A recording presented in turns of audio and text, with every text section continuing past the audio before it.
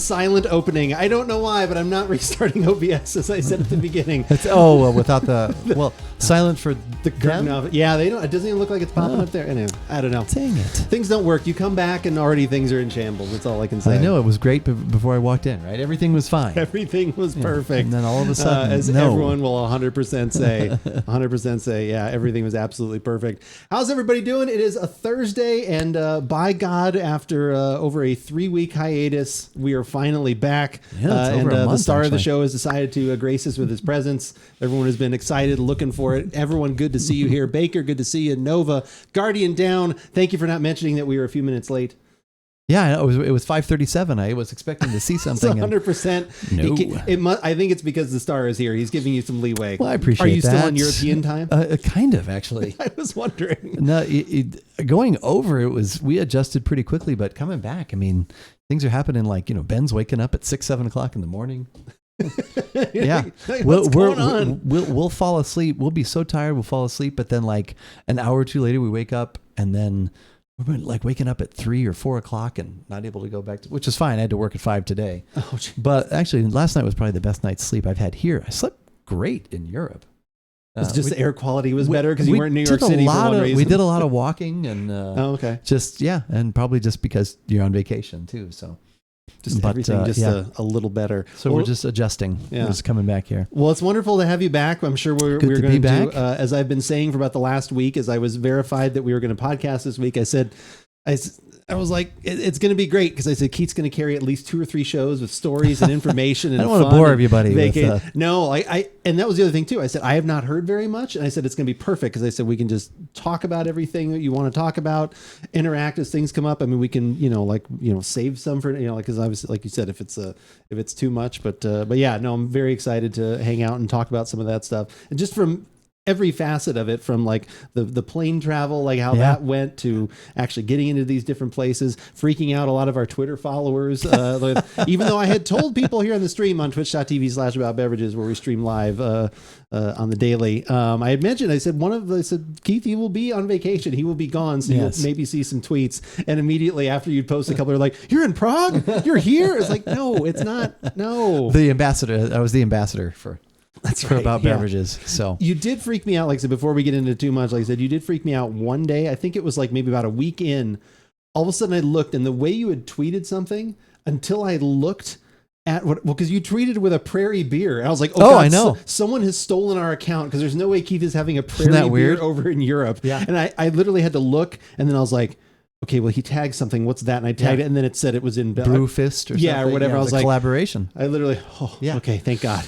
Yeah, well, actually, it was so weird because it was like Cowboys and Western. I was like, what the hell is this? Spaghetti Western. Yeah. Coffee stout or whatever it was. Yeah. No, well, so my son, he was for the most part, our restaurant seeker and finder. Oh, okay, cool. And we all wanted to obviously immerse ourselves in things, but he has kind of strict standards. He only wants reviews of 4.4 or better. And he wanted to try, the local culture, local cuisine. I love that. All of that and stuff. you said, as long as there's beer, whatever you pick. Yeah. Well, or wine. So that was that was in Rome, actually. So he found this little place very close to the hotel. And we actually ate there 2 nights in a row because it was such a cool experience. The guy, I almost thought, is this the owner? Because he's greeting us, and it was. But did you hug him the second time? It felt like it, but but we're sitting there, and it was a very, very small restaurant. But we got this table that was like essentially outside, but it was right at the edge. But their cooler we were in the walkway. People would walk by and like, excuse me, almost. I'm trying to eat. If I'd have gone back too much, it was. But there's the cooler with their beverages was right there, and I was looking at their menu. Yeah, and the first thing I had was Spaceman IPA, which was just from Dr. I think Brewfist. Oh, okay. Which I think we've had something from. That brewery. I've had a fist at some point for sure. Brewfisted. Yeah, exactly. Can't even find it. Never mind. Can't find. There it is. There it is. Oh, but at least we heard it. We did hear that. Okay. We heard. I was like, well, maybe it happened. Yeah, exactly. We just didn't hear it. Yeah. But yeah, so yeah, they're working. They're fine. So I had that, and then all of a sudden I was like, Prairie, what? in collaboration with Prairie Artisan Ales. How And did it they was- find it each was a other? Did you ask spaghetti- that at all? No, I didn't. I don't know if he would have specifically known about that, but it was they were both very good beers. How was the I enjoyed language that. barrier over there with some of that stuff? For the most part, it's good. People, I mean, it was there isn't one. English is spoken for the most part. I used because Apple has its own translate, but I wound up using the Google Translate a lot. Oh, okay. Just to look up different words and say, but Oh God, we don't want to go in there. well, yeah, it's great. Like, That's a 'cause brothel. You can Oops. it's the menu. You can take a picture of the menu. You can take a picture of signs. You Oh, can take, yeah. and then it translates, and it does a pretty good job. I almost ordered sheep testicles. Yeah, I did. Oh God, No, I wanted to. I was encouraged, and I did. But yeah, so that was. But then the next night we went there, I actually had a couple of glasses of wine. So oh, nice. yeah, because I thought, Were they also from Brewfist? Yeah, and Prairie Artisan. Prairie Artisan Prairie Winery, Artisan apparently. winery. So Oh, that is really cool. it was good. Let's grab a beverage as Let's we do that. keep talking. What is the first one of the evening? It's it's one of these, right? Yes, it's not a kombucha, but it's made with that mushroom mix that they have, and Is that a Billy tea, Joel song? Sometimes a mushroom kombucha. mix. Sometimes, yeah. Oh, it's not just from GT. Oh, Sometimes a mushroom elixir. But, yeah. It's only me. no, I haven't wanted to turn into Cliff Clavin with his Florida trip, where I talk too much about. Do I need to mix? So- Do I need to shake this? I had it on its side on the way over, so it's probably fine. Made with pure love. Yeah, I know. I wrote that on there. Yeah.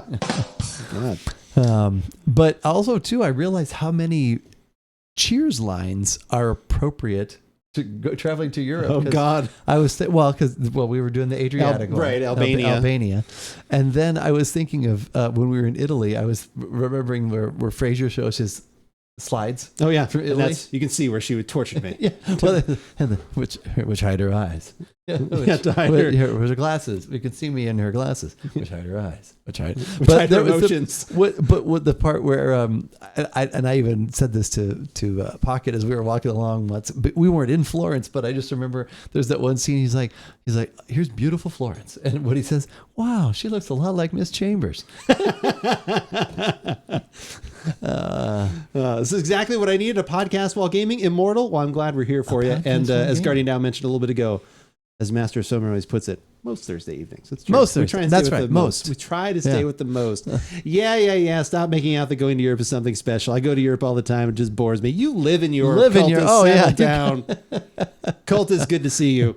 That's the other thing. I don't want to make too big of a deal. It was big for us. We've So never let me- been there. So let me start at the beginning then. Start at the beginning. So for me, obviously, with all the flying that I do, yeah. that's a joke. I've never been on a plane. It seemed nice to me getting the direct flight, Well, so right? Because was it like we we actually did not have a direct flight. Oh, okay. I thought you had something where it was We went from Phoenix to London. Okay, that's fairly direct for me, or at least all Well, the way over into Europe. Yes, at least we didn't 10 have hours? another stop in the How long United was that States. flight? I was actually like 9.5 hours. Okay, And we was Eddie Murphy and we went 9.5 weeks? No, yeah. that's something else. we had That's another '80s movie. we flew premium economy is what they say. So what is that? There was a little more room. That we had a nice little screen you could pick from a lot of movies. They give you a little Porn? pillow, a little blanket. I didn't see any porn on that. They're like, sir, we see the movies you're looking at. Yeah. Here's 2 blankets. Well, yeah, and some tissues. Are those happy Yeah. tissues or sad tissues?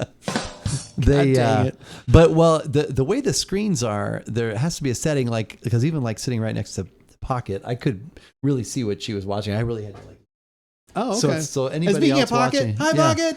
Oh, there Hello, she is. good to Yay. see you. Not True Bevs. You just went to Neptune yesterday. That is true. In Destiny, I did go to Neptune. I did fly that way. So yeah, so you were sitting. So So there's a little space. Yeah, on the way out, actually, all 3 of our seats weren't together. One was with two. Pocket and I wound up sitting together, and then Ben was behind us. Oh, okay. So Per your request. yeah, well, we switched. Actually, I was we actually had behind. 3 seats next to each other, and we told him to hit the brakes. That was the way unfortunately the seats were. But Twos. so that was very, and there were 2 meals served on that. because it's weird. We flew out that amount of time. Yeah. The flight was delayed about an hour To even get moving? To even, to get, so we boarded about an hour late. Ish. About, I think it was like 50 minutes. At least you weren't sitting on the plane for an extra hour, I No, suppose. no. But if on that plane, you'd be fine because you'd have your entertainment. That amount of space. You'd have the okay. room. It's comfortable. That would be fine. But it's going past like business class. It's like they have their own little cubicles. And Really? like their own little I mean, because so that you can, I'm sure they're actually working too, but then you can sleep and rest. And yeah, it's, yeah. There's no way. Well, sorry, no. Thirsty guy walks into a bar. You finish it. Guardian Down, thank you for the gifted sub to Tissues and Lotion. Tissues and Lotion. Tissues and Lotion here on About Beverages. Thank you for the gifted sub to Tissues and Lotion. I can't believe it's that nice that they have cubicles. And I think that's just business class, so I don't even want to know what first class. First class is just one guy. Yeah, have your own room. It's got a whole room. Have 200 square feet all to yourself. The flight. I'm going to sound terrible, but I only ever fly a business class. I tried going back to premium economy once, and I couldn't do it. You know what? If you can afford it, then probably well, of it'd be course. tough to But do considering what I'm used to, and being 6'3", and sitting in what I usually sit in for 4-hour flights, to have even that extra space was wonderful. I was very, very happy with that. It's always like probably as you go up levels, then you're like, oh, I can't go back anymore. Right. Like, Probably, like yeah. anything, like once you have a better car, a better whatever, then you're like, then everything else behind you, like, oh, I can't do that again. Right. Speaking of flying, want to hear a joke? Guardian Down, I'll always take a joke. Only real difference between business and first is the concierge service. Okay. All right. I was just blown away when I walked in. You go up there's massage parlor. I've never seen those little cubicle things like that. I was amazing. like, oh my God. Did they kick you out pretty quick when you walked by those, or how does that work? No, I can't even remember. I think were you just like, we just walked by that on the way to your seat on the first it's a peeping on the flight business out. class. Yeah. You can see what you can. It's the envy vision. See what you can punch it on your little screen. See what's going on. Yeah.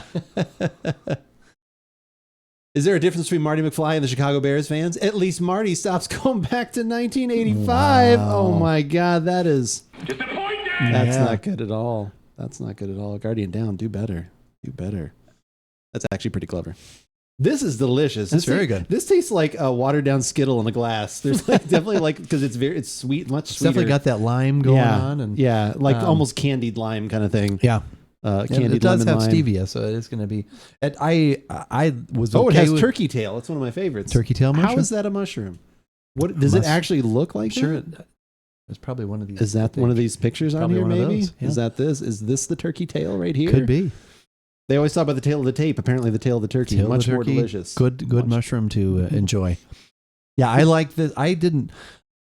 I actually liked the root beer. You did not. I like this better though.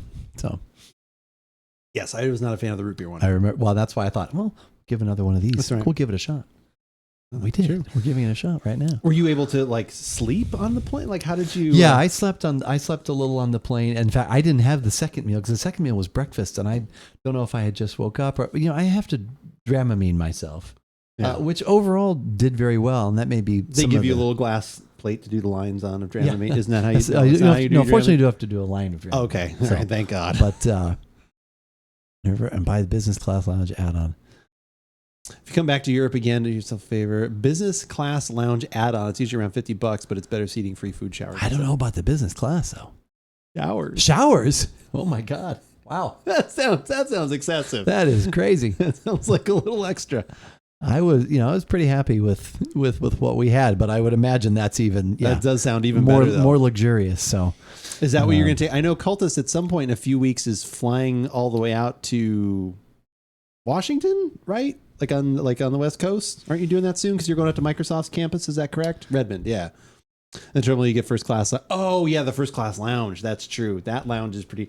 Oh, in the terminal. Okay, all right. That's actually pretty. Okay. I remember when H&J, when they went and took one of their trips, they upgraded to first class just for the heck of it because it wasn't that much more to go to. They were just going to San Francisco, and when they did that, they got the first class lounge or whatever. They're like, oh my God, it was like cookies and like all like a drink, like free drinks, and it's like, oh my God, that Co-ed was showering. That's good. Oh Okay. wow, wait a minute. Oh, Yeah, that's quite tasty. So fly 10 hours, you hit into where then? London. So you head into London. We had. Did you see the bridge? Did you see Big Ben? Didn't see anything. Oh my no, God. No, it was. Did you have a pint? No, My no. Actually, God, well, man. because we were in the airport the whole time, and if we had left on time, we would have that's had an true. extra 50 minutes. As it was, we left late. We only had a 2-hour gap in between, and then you have to go. Fortunately, the great thing, and I highly recommend this, we did not check any baggage. We just took our carry-on. I'd done the research, so I had carry-on that fit on all the planes that we were going on. Damn. But we knew we were going to do laundry once or twice. We wound up doing laundry twice, which was fine. But and to not have to go to the baggage carousels or to lug this big, because we've done that before, but it was, we each had a personal item, as they say, which is like, a backpack or some kind of, and then the luggage. And so that was great. You can buy access to the lounge without having a first class ticket. Bev's London has 35 bridges, and even coming into Gatwick, he wouldn't have flown over. But he could have gone somewhere. We flew into Heathrow, and so when we got off, so we had all this stuff to go through. We had to go through customs again, and this time they wanted to see our liquids. They had to put that in a special bag, and so we were running behind anyways. And when we finally get to the terminal, our boarding passes weren't working, and they're like, "Oh, they've already put you on the next flight." But we're like, "I see our flight right there." So fortunately, magic was able to happen, and we were able to get on the plane that we were supposed to be on anyways. They'd already given our seats to somebody else, so they just moved that. So anyways, but we were like, Did they pull them back off the plane? No, I think they gave him a different seat. But we were like, "That's our plane. We're here." Boarding is still happening. Yeah. So anyways, fortunately, It's good they were able to fix that. Yeah. So we got on that, and because the thing about that is if you miss flights, which happens on the way back, there was like an hour delay in one of our flights. It didn't affect us, but it affected some other people. They actually already had gotten put on another flight, and they were going to have to stay another day in Paris. It's unfortunate. They were going back to the States. That's but terrible. Yeah. Let's stay an extra day in Paris. Yeah. Since Brexit, everything has been nothing short of a clusterfuck. Oof. Damn Brexit. We waited. We waited for the drinking stories, and he said no to most so far. He's turned down several pints in London, apparently. No, I didn't turn down any pints. There were no pints to be. You didn't even go looking for him. No, I couldn't. What about we had to get to because if you miss that flight, then you miss your transfer. Then you got to worry about my God, what a getting pain. to the hotel and everything. So, but we got to everything worked out fine. The driver in Prague, he gave me a couple of ideas of beers to try. Of course, Pilsner Urquell was one of them, which is the original. But where can I get my Budweiser? Yeah, He's like, oh God, no, you can get Budweiser. I'm sure you can. He was probably glad not to hear that from a tourist, to be honest. No, I didn't want that, but we had that first night. We had, I think it was called Orville. So Prague is where you eventually made it to. Prague is where that was your Prague. first landing spot. Yep. Okay. And we had a really nice meal there, but different currency. So Prague does not do the euro. Or were they one of those ones that have backed out of the? Okay. They don't have. Well, I don't know if they ever had gotten into it. Oh, okay. So no euro there. So we had to. That was a funny story too. We stopped at an ATM the next morning to get a little cash. And we thought we were taking out like $50, and we wound up taking out like $450. Like it was like 10,000 koruna. We've done this math very poorly. Yeah, it was one of those things where we were like, "What is that?" Okay, yeah, that looks. Oh my God! Also, it's like, yeah, it gave us. But that was temporarily. It was like what's happening? We paid cash for a lot of stuff, and then before. Our next stop was Vienna, and they do the euros. So we were able to. That was another adventure to find a place where can you convert back money that you can. Had. And you're like, I don't need these. What do you? Yeah, take? no, they do. And okay. So there was a place somewhat near the hotel, but sometimes you're only as good as your map program, and sometimes your map program is rerouting you and turning you around, and you start going this way, and then it says reroute. Oh God! But anyways, we found that place and converted. Wound up. And there was no charge on that. So that's good. We had some euro. Yeah. Prague taxi drivers. Why are you in Prague? You want weed? You want beer? Hookers? Beer, weed, and hookers? What do you need? That's what we got. That's all kind for them. No, they didn't. They have to accept euros? I don't know. They only had the Corona was what it was called. So That wasn't the beer that they were offering you? my Corona. Yeah, that too. That's actually a song. My Corona. And just Do you got some recently, because we went to Croatia too, and I guess it was only this year that they started taking euros. And actually, Ben met a local person there, and they were talking, and he was telling Ben that ever since the euro came in, prices have gone up, and it's been kind of crazy. So, but who knows? Depends on who you talk to. You probably get the negative side of something or the positive. Right. Yeah. Right. But that was fun. And the good thing about it, the euro is roughly the same as the dollar. Dollars, it was $1 euro, but it was $1.10. It was something like that. So, but so you essentially knew what you were paying, where it was like, you get a bill in Czech Republic Koruna, and it's 67,000 something. You're like, what? Oh, okay. Yeah, exactly. Is this 6,700? Yeah. I'm actually surprised they're accepting cash, as everything has been all contactless since the pandemic. Was there a lot of cash exchange? Like not Well, is it not easier? a lot of I think cash. it'd be easier to use a card though. And in some places wanted you to use cash. Actually, it was like they wanted cash. Probably because they don't want the fees or the exchange rate BS or something. Maybe. And we're still learning all of the European customs and tipping, and some places let me you count. do tip. How many, so you've been to Europe once, yes. Okay. So I should have consulted first with try. Cultist should have been given all these tips earlier I on. He's like, needed that. no, if those people in Prague tell Those you that bastards they won't take the euro, this guy right here says, this person says, see this guy in chat? He said you can go stick it. You will take my euro. This is delicious. How much does this cost? And you got this in Prague, right? Yeah, I brought it all the way back. I was thinking about making a joke at some point in one of the featured beverage things or whatever, being like, and Keith has brought back a wealth of beverages from Tombstone Brewing and Dogfish Head Brewery. I'm like, wait a minute. Actually, what was funny from my end of it, I did a pretty good, and I think Baker appreciated this in chat at some point when I had your photo up because people were asking so much for it. Yeah. I did because people were like, "Oh, is he bringing something back?" And I was like, "You want to know my impression of Keith bringing some alcohol back from somewhere, or me asking him about it?" And it was me sitting there, "Oh, we were going to. We weren't sure. We thought maybe, it might break on the way back, and if we tried to wrap it up, like something might happen. And then with customs, if you got to claim something as it comes back through, and then it gets, and then there was paperwork, and we've never filled out the paperwork before. How long was that going to take? We had to get to our flight." And everyone was like, "That's pretty good." Yeah. I was like, yeah. I said, I'd probably be about half of that if I was something I really wanted to try. I'd bring it back, but there wasn't anything that I was like that desperate to. I took some pictures of a few things just because I hadn't seen them before. But yeah, what is your cruelty that you said you saw at a duty-free shop? And you're like, I decided not to get that. We don't tip because basic wage is a thing. Tip is quite literally a gratuity for good service here, as opposed to the lighthearted joke that people crap because you pay servers crap over there. Okay. Yeah. So did you really tip over there then, or how was that like was it on there when it would go to tip? No, it wasn't. And you had to ask to add gratuity.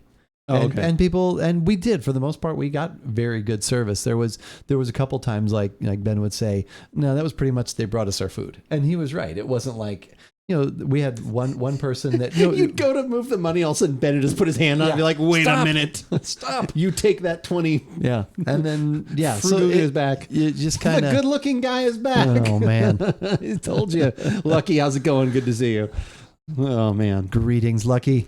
But yeah, that's interesting. Yeah, over there it was almost like you kind of had to like go out of your way to like say, "Oh, I want to add something." And on it was kind of like it was included, but I would agree that's a very direct way of expressing what we came to understand the tip to be. So it wasn't something you had to do, but if you did get good service, we actually had a really good meal. We had to fly.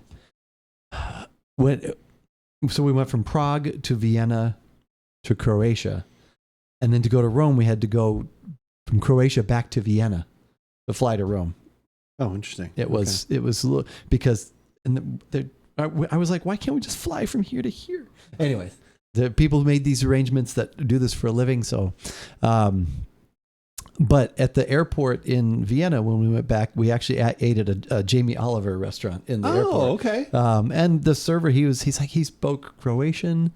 He's like, because Pocket asked him how many languages he spoke, and I think he said 4, but I think he said like Croatian and Slovak are almost the same thing. He's all pig Latin. So yeah, no, and I can't remember. So then obviously English. I think German was the other, obviously the other one because we were in Austria, which German. It'd be funny if he didn't speak that. Yeah, I don't speak German. I speak jive. I was just going to say, pardon me, Miss Ma'am, I speak jive. I assume EU Keith Fest went well. I tried to keep an eye on the news. Yeah, so that's kind of what we're going through right now. Lucky that it seemed to go very well.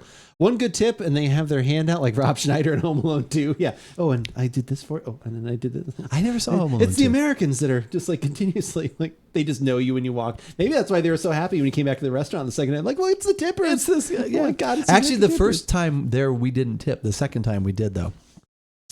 You went. Though it was great. You went to Vienna. Oh man, why didn't you tell me you're going to Vienna? I could have gotten you a really decent Sherpa and some local knowledge. Oh my God! Wow. Okay. Well, next time you go back then. The local Vienna knowledge. Vienna was cool because I actually do in Prague. Let's back up. So what did you actually do in Prague? Prague was a lot of just sightseeing, a lot of walking. We didn't do any tours or anything. We went across the St. Charles Bridge. We went to Prague Castle. Oh, they have castles over there, real ones. They do. Yes, a real castle. The second day we went. It was just exploring. We wound up at a botanical garden, actually. Oh, which was kind of nice. And then weed. Yeah. No, there's a lot of places you can buy weed over there, of course.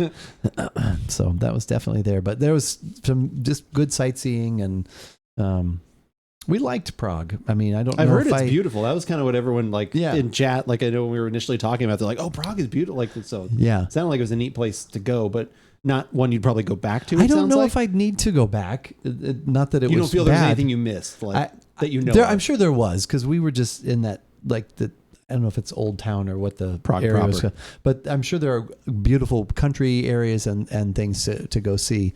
But I probably, with all the other places to visit in the world, I don't know. I'd need to target. I'd rather going put back those days there. elsewhere. Yeah. Okay. All right. So then after Prague, that was to Vienna. Train to Vienna. A train to Vienna. 4-hour train. Well, that was a rough train ride. Oh, that was the one time I didn't take Dramamine that I should have. Oh, I love a train ride though. All this movement of.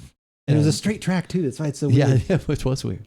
No, that was what kind not of Disney ride is this? That was not a comfortable ride. Oh, that's too bad. That day was kind of a blur. But I've always wanted to do a train ride across the country. I actually watch videos on YouTube of people doing like the 90-hour trip of like they go from the one coast to all the way to the other coast over 5 days or something like that in the sleeper cars. I find that stuff fascinating. Well, I would just Dramamine. Lucky, thank you for the lurk. Appreciate it. Yep. If Keith went to Amsterdam, he would have been showing up tonight with a type of dead-eyed a tie-dye shirt and a mullet. I don't know if I'd want to see Keith with a mullet. That would not be a good look. No, you wouldn't like your achy, breaky heart. Amsterdam is a real hole, like actual gulag in some place. I mean, that's like always the joke about it. I can't say until I've ever actually been there. There's probably like everywhere. There's good and bad parts of places. I'm sure there's more seedier parts of Amsterdam. There's probably other places that are just cool and untouched by whatever things go on there. So Vienna, yep. Was there a specific was a lot of this travel agent? I'm assuming kind of how this was all set up. The majority, the travel agent stuff was the flights and the transfers and the hotels. Okay, they didn't actually set up things to do, really. Well, she gave us a list of things, and then we chose from that. And then also, Pocket was awesome about finding some different things too. Oh, nice. So a few of what we did that we really liked were actually her. She's like, what about this one? So actually, in Austria, we went to the Wachau Valley. Wachau? They said they make the W sound like a V. Yeah. And we did a bike and wine tour right along the Danube River. Oh. Yes. So that was a bike and wine tour? Yes. Not at the same time. You biked to the place. Difficult. Okay. And there was, in fact, one of those I actually had tweeted about. And I think I said this was delicious. It was like a 22-year-old something, or it was, I don't know, it was 20. I don't know, it was something, some sort of. They do a lot of white wines there. And okay. I did see you put up a picture of something that looked, I don't know, Chardonnay-ish. That was Sauvignon Blanc, or what was it? There was, what was it? Was I can't remember if that was the dessert wine or not, but. Your flights looked really good too. The ones that you were initially putting up right away. You had a picture of beer, and then there was one where you had like a whole flight. Oh, that was in Prague. Oh, yeah. Okay. Yeah, those were good. They were very similar. A lot of, and I didn't necessarily want to try IPAs there. Just not that. That'd be interesting. I'm sure they're gonna be very different. Probably kind of bland. Well, and that's that. I had that Spaceman. That one in Rome. I had that. Dr. Spaceman. But it just wasn't. But it wasn't really the beverage experience I was looking for. Was to go to Europe and have an IPA. No, I just wanted to try. I would try one just like Yeah. as a or maybe two as like a thing. But yeah, I'd want to experience like what is your. It's gonna sound silly. What is your native? Right. Like What's your local? What's the culture? What is your culture? Like what even are if you it's known not for? normally a style I would like Yep. you know, like we talk about some of those alt beers and you know things like that or whatever. And those were fresh. I did have a one of the places I did have a Pilsner Urquell, and one of the first in Prague. I think it was Orvel, Orvel, that Ben and I were drinking. It was a darker kind of weedier, but it was good and refreshing. And Oh, nice. they're all pretty light. They're all pretty Okay. lower in alcohol for the most part. They're like 4s and 5s, but good. They're like we can only do a 6-ounce pour this one. It's 5.5%. Yeah, You're like, we're gonna- okay, Wait a minute. we're gonna double some of that in just a little bit here, folks. Oh. That makes sense, though. It does kind of seem. I mean, 'cause that's kind of like a lot of those places. You always think of the active lifestyle, like even with you know Italy and a lot of the you know it's like you know that you have wine and have all those rich foods, but then it's like you're very active doing other things. So it's you know probably a little lower in alcohol. Did you enjoy? You think the wine overall more that you had over there than the beers, or just kind of dependent on which one you're at? Like I didn't know if it was like every wine experience was great. My beer experience was a little more up and down. How was your Scotch experience? I didn't. Did you have any hard alcohol? I didn't have any hard anything? alcohol. No vodka? No, I didn't. I pretty much know what I'm going to get from vodka. I didn't need to experience that, but I would say, yeah, I was in more of a wine drinking mode, and I had some red in Italy and in Austria. It was a lot of which I think I might.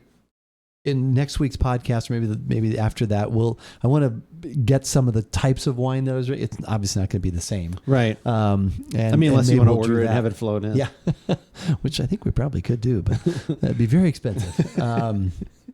Gruner Veltliner is the big grape over in at least in the Austria, the area we were in. Okay. With some Riesling and some Sauvignon Blanc. They do very little red in that area, but then. Is that just because of the climate, or is it just by choice? Climate wise. Yeah. Okay. Yeah, that's what grows the best there. But that was fun. That was a fun ride. So you said you had one that was over 20 years. There was some, and they had something they were selling that was like bottled in 1972, and I think it was. Would you like a 72 Chateau Lafite? We did not partake in that. No, they did not offer that one. Oh, here's if you want to. So do you want to? Okay, there's some duty free. So this is what we shop could, stuff. So this is what we could get at the duty free shop. Oh, some Jura. Oh Yeah. man, the road and the something. Oh, they're not super expensive either. Or wait, No. Was that in euros? Yeah, that's Oh, euro, but still. The Sound, antique gold with a sweet finish. That's interesting. The Road, matured American white oak ex-bourbon barrel enhanced by casks which held 20-year-old Pedro Jimenez. The Pedro Jimenez sherry barrels. That's always. The Lock. Mahogany gold with a rich finish. Matured in American white oaks. Okay, that's similar barrel. Oh, interesting. That one has a little more alcohol. That's kind of cool. Yeah, I don't know if anything there is like that. Wouldn't be like, I got to try and get this home. No. Did they have? And there was the did they have Balvenie stuff where you could 16-year triple cask? That I haven't seen. That would be a little. That's interesting. David Stewart. I saw his signature there. So yeah, usually they jump. It's the 12, the 14 Caribbean cask, and then they jump up to that 21 or whatever that we had. 16 triple cask. that was just what I can't remember what airport that was in. This may have been. Oh, that one's was probably expensive. Vienna. That was $100. Yeah. That would still be interesting. Do they have any, like, did you happen to see anything? Like I said, joking aside, like, is there like, you know, like I know here, like a lot of times if you go to wineries and you're on flights, they allow you to basically as carry on, like ship a whole or take a whole case back or something. Was there anything that's like, oh, if you're bringing stuff back from Europe, here you go, you check this as a bag and you can check like a box of There were stuff some or, people that talked about, in fact, on that ride, because it was about an hour train ride. We had to ride it from our hotel. We took actually where the tour started, we had to get on the subway for a few minutes, and then we had to take an hour train ride actually to get to where the bike tour started. And so there were some people that they were from the States, but they had lived over in Germany for a couple of years, and they were going to be bringing back like 300 bottles of wine. And I guess I think the husband was in the army or some branch of the service, and I guess it's a weight allowance they allow you to bring back. Oh, and so they're like, well, should we bring back our bottles or do we bring back the couch? And they're like, we don't need that couch. So they and then I heard somebody else saying that you can do a carry-on, and so we usually will bring this box. Then that's our not a carry-on, but a check bag, and that's our check bag. We check the So there are people that it's. I guess if you'd have to plan that you were going to do that, you'd bring over something that's insulated. Oh, I can fit 6 bottles in here, and it's protected, and you've got it taped. That's a lot of work, I guess, and planning, and it's just like it's not that important. It's like I was here earlier. Yeah, there you go. Keith's back. Did you need tissues and lotion? Lucky probably did. That's actually why he's lurking. He can't type with just one hand anymore. The other hand's playing Diablo. But that's to me that's just a lot of effort and not worth it, I guess. I guess in my head, like going over there, like depending on how many times I think I'm going to go, I'm like, I'll probably find at least a couple things that like, oh, I'd like to be able to bring that back. And I understand that. And I wouldn't bring like a cello case size or something like that. But I'd bring something like, oh, I want to be able to have up to 4 bottles or something. Well, like Bruce that. Joseph, he used to do that when he'd go. I remember he talked about going to Belgium and he and Carolyn talking about this different stories of bringing stuff back. And to me, I don't know. It's just not. It's not. That's not for me. But I respect and understand why people would do that and admire. But it's just not me. I admire you. I admire what you stand for. Yes. Oh man. All right. Well, should we take a break from European exploits and have a beer? We're probably starting to bore everybody. So yeah, let's do that. You're not boring me. Let's I'm get still that. interested. Like that's why I was trying to break down everything because you were starting to. I was like, no. What happened next? Bring me back. Yeah, take you back in. All right, we're gonna take a quick break. We'll get the picture of this off the screen, and then we are going to dive into our first beverage of the evening. Both of them tonight collaboration. They're both IPAs. Yes. The second one's kind of a collaboration. Well, the first one is, but yeah, kind of, yeah, very loosely, yeah. But they are both under the same umbrella. Yeah, they're both IPAs, both very big IPAs. One of them is a triple IPA, which is the one we're about to have. This one is a 10%. The one after it is a barrel aged IPA. That is at least the IPA part of it when it is fresh. I know is usually one of your favorites. Mine at any time. It's one of my favorites. That one is anywhere between. It says 17. I have heard even higher than that. So 17% ABV on that. So Europeans got nothing on us when it comes to alcohol, at least. So we will come back with the first one of those two in just a minute. Thank you guys for hanging out, and we will be right back.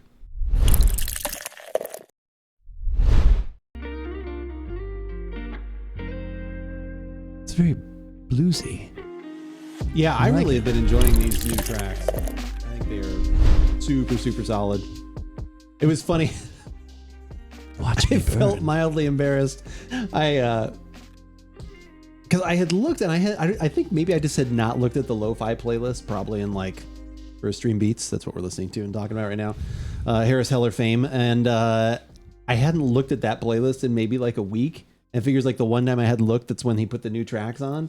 And he happened to be streaming on Twitch and was doing stuff. And I was like, hey, I'm like, when are you going to put up new music? And he's like, you mean like the 4 hours we just put up a stream? I was like, shit. Then I went and looked. I was like, oh my God. It's like, are you kidding? The one time I don't look. Can you please advertise? I follow you on Twitter. Can you advertise that a little more? Oh, you should have said, I must have missed your tweet.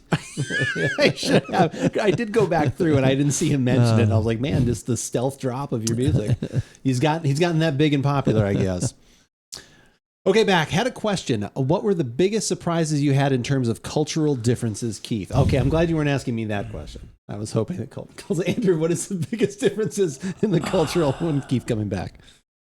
Was there anything that jumped out to you that like, oh, that's odd, or like that's different, or I thought they would have more clothes on at a place like this. Pocket is still in chat. Help me with that if you can think of it. I think the thing for me was I'm so used to tipping as part of paying at a restaurant. Yeah, it's just That like that was it's just that- going to be another 20%. That the like, times we didn't, felt weird. it felt weird. Yeah. But I appreciate the way you explained that before, which is essentially what my son was saying, because he had one of his roommate from his freshman year that he's still good friends with had kind of said the same thing. He's like, and I guess that's it too with a lot in the restaurants. A lot of the waiters, waitresses, you had to flag them down. Like if you wanted to order something, or when you're ready for the check, you really had to So the service wasn't quite as... It wasn't as effusive, I guess, or gratuitous, attentive. But okay. Now I'm kind of understanding that a little bit more. But in some cases, it was. There was our first night in Paris. That she was there and talking and chatting with Ben a little bit, and we're making it was more like it is here. And so, but often it was just like, okay, what do you want? And it wasn't rude. It was just good. Okay, Quick I'm gonna prompt. bring you Done. this, yeah. So it wasn't like what? So like if the usual things where you're like, like here in America, it would be you're eating. You're like, I can't believe they haven't asked me if I want another drink. Right. It'd be Yes. like if you want another drink, you ask for that other, and they'll get it for you, and they'll be Right. nice about it. But it's like you kind of have to start that conversation in a way. Yes. That would throw me Yeah. off almost. That was Because I'd be sitting there like, I guess they don't Why want are their they bill coming? any Yeah. higher than or whatever. Like, because I'd like another drink at that. so that's the only. It's the steering wheels are all on the same side in the car, like in the United States. They don't drive on the other side of the road. Like I remember when we were. Is that anywhere? We went to St. Lucia. They drove on the other side of the road. Oh, okay, so And that was. that was like. But I mean, the in first Europe, time we'd none of the ever- places you went. None of the was- places we went to. So I'm guessing maybe that's like London or some other places. But no, none of the places we went to. It was Interesting. all like that. There was the occasional language barrier, but that's to be understood. But nothing that we couldn't easily get past or use the translator app to, you say it, get a keyword or something like Right. that. But Where did that actually usually come up? Or when did it come up? Like, can you think of an example where that came up? We're like, we realized we had to ask for something, and all of a sudden they looked at us like we... No, just the one of the times, or a couple of the times in the transfers, being taken from the hotel to the airport. There was one time the guy, this was in Rome, he was wanting to know where we were going, and we were saying Paris. We're going to Paris, and then we were trying to communicate, and then Ben showed him on the phone. So did he ask you where... So then he said, Afternoon, everybody. he says, Stoney, thank you for the 15 months. Sorry, no. Thirsty guy walks into a bar. You finish it. Thank you for the Prime. Thank you for the 15 months. I appreciate it. How are you? Hopefully you're having a good evening. we're saying Paris. And he's like, oh, Paris. I said to Kristen, I'm like, he really didn't know we meant Paris. We needed to say Paris. But maybe, I don't know.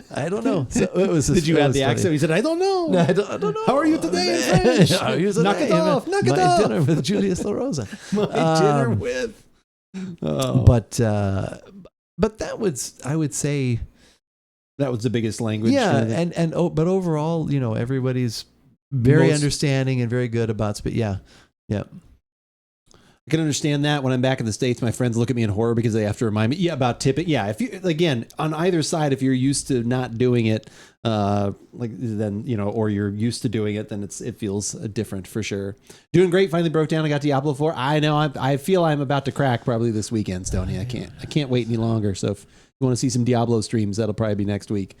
I find politeness is a big difference. When I'm in the States, I'll find more people address me as sir, whereas in Europe, I find that greetings tend to be less formal. I'm also finding it interesting because I'm well-traveled, so I come across as dismissive for visits to these countries, so it's nice to experience it vicariously. Oh, that's great. Yeah. I can totally understand. Well, it's like anything. Like I'm sure if people travel the States a lot and you come over here and it's like, oh my God, California. It's like, yeah, it's California. Yeah. Whatever, Although, like, I think with the limited amount that I travel, even the states that I go to on a fairly yearly basis, I still love going there. I never miss that wild-eyed child wonder. I see you should definitely go to the Paris airport, Charles de Gaulle. because there was PlayStation 5. That was so cool. You sent me that picture. That was great. Yeah. I saw that. I was like, I got to send Andrew a picture of this. Did you buy one while you were there? No. Maybe it was duty free. Could have saved some money. Yeah. No, they had, it was good too, because Ben must have gotten some water or something in his charging port. And so it wasn't taking and I didn't have my wireless charger with me because I didn't think I was going to need it. But at the airport though, Pocket's like, I bet they have one over here. And sure enough, she found one. And so, so Ben was able, because that's where we had your boarding pass, and his phone hadn't charged up. So fortunately I said, hey, send me a picture of your boarding pass. So at least I have that. But then it got him enough. And then he'd brought his headphones. He couldn't listen to that either on the way back. But fortunately, the big leg of the flight, even on the way back too, we had the movies. So yeah, that's nice. I watched 9 to 5 for the first time. I was gonna say, what kind of movies are you watching? We were leaving Paris, and I watched Midnight in Paris. Of course. Have you ever seen that? No, I have not. It was good. Is that Woody Allen? Yeah, Owen Wilson and. Oh yeah, because it's like he goes back in time somehow, or it was good. Yeah, but yeah, he plays the role of Woody Allen. He's the Woody Allen figure. Owen Wilson, right? Because he's not in those movies anymore, so it's like right. So he's playing or is it? Yeah, Owen Wilson. Yeah. But it was great because like the first 2 minutes of that movie, maybe even more, is just shots of Paris with like music from the 20s, and I was like, oh yeah, I saw that. But it was cool. So we're sitting on the runway there watching that. Should be easier soon. Apple et al. Are being forced to adopt USB-C, so it'll make travel much easier. Yep. Yeah, like I said, once they. Well, actually, I don't know. Is yours USB-C now? Is it still Lightning? My iPad is USB-C. I was going to say my iPad is also USB-C, so that's at least been adopted that way. But that's all. Yeah, Apple and their proprietary cables. Yeah, damn the Apple. That was, like I said, one other quick note. Like I said, your pictures of the Eiffel Tower, like that was just nuts. Like I said, when you sent that picture, I even told people about that I play games with and stuff. I was like, oh my god, I'm like, my brother sent me this picture, and then he had one, and I were like, oh my god, yeah, it was nuts. Well, it was funny because that hotel, that was our last place we stopped. All of the other hotels had been sort of the area. I felt, they had some sort of charm about them. And this hotel, brown water. Well, when we pulled up to it, we were like, the look of it wasn't all that exciting. And then we get in and we're walking in and we're like, and Ben said that he's like, well, this one just feels like a Marriott to me. And it did. It had that. It was smaller, but and I was like, we're supposed to have a view of the Eiffel Tower from the balcony. And straight ahead, no, but you walked out on the balcony and then you're like, oh. You're like, oh, it's there it now. wasn't like there, like to just I could look tell out. your shot was to the side, but still. Yeah.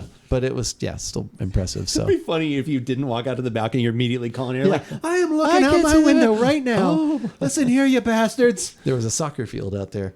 You're not pulling one over on me. Soccer. Did you go to the Louvre? And what did you think of the Mona Lisa? Did you do any? So we did not go. No, the only tour we did in Paris was to the top of the Eiffel Tower. Oh, did you go to the top? We did. Did you take a picture from up there? Yeah, but it's surprisingly, and the guide even said, he's like, your it's best not that pictures exciting. are going to be from the second floor here because you can see more of your background has more definition. When you're up that high, it just kind of looks flat. But it's still cool to be up that high. Oh yeah, we did take some pictures from up there. Is there like a restaurant up there or something? Yeah, we could have gotten a glass of champagne actually. Oh, nice. And paid like $25 for it, I think. Is there a little hot dog stand? No, not up there. There's a little hot dog but vendor. There are. I don't know. Mustard, I don't think there's a ketchup, restaurant up top. relish? But I did use the bathroom up there. I thought I'm going to use the bathroom at the top of the Eiffel Tower. Actually, it would be better to use the loo in the Louvre. In the Louvre, yes. That would have been the most appropriate thing. Oh, we saw That's Eiffel. pretty good, though. We saw Gustave Eiffel's room. Oh, did you? Yeah, okay. there was like because they actually had an office up there. So that was Gustave Eiffel. Okay, is he the one that actually created the tower? Was he the planner? Eiffel. Yeah, Eiffel. So it's not Eiffel? No. Did I say it wrong? Oh my god. No, well, everybody, even she was saying a-hole. Yeah, Gustave a-hole. Gustave a-hole. Okay. But no. So we did not go. We didn't have anything else planned. But we all agreed that we would go back to Paris and maybe use that as the point to go to other places than by train.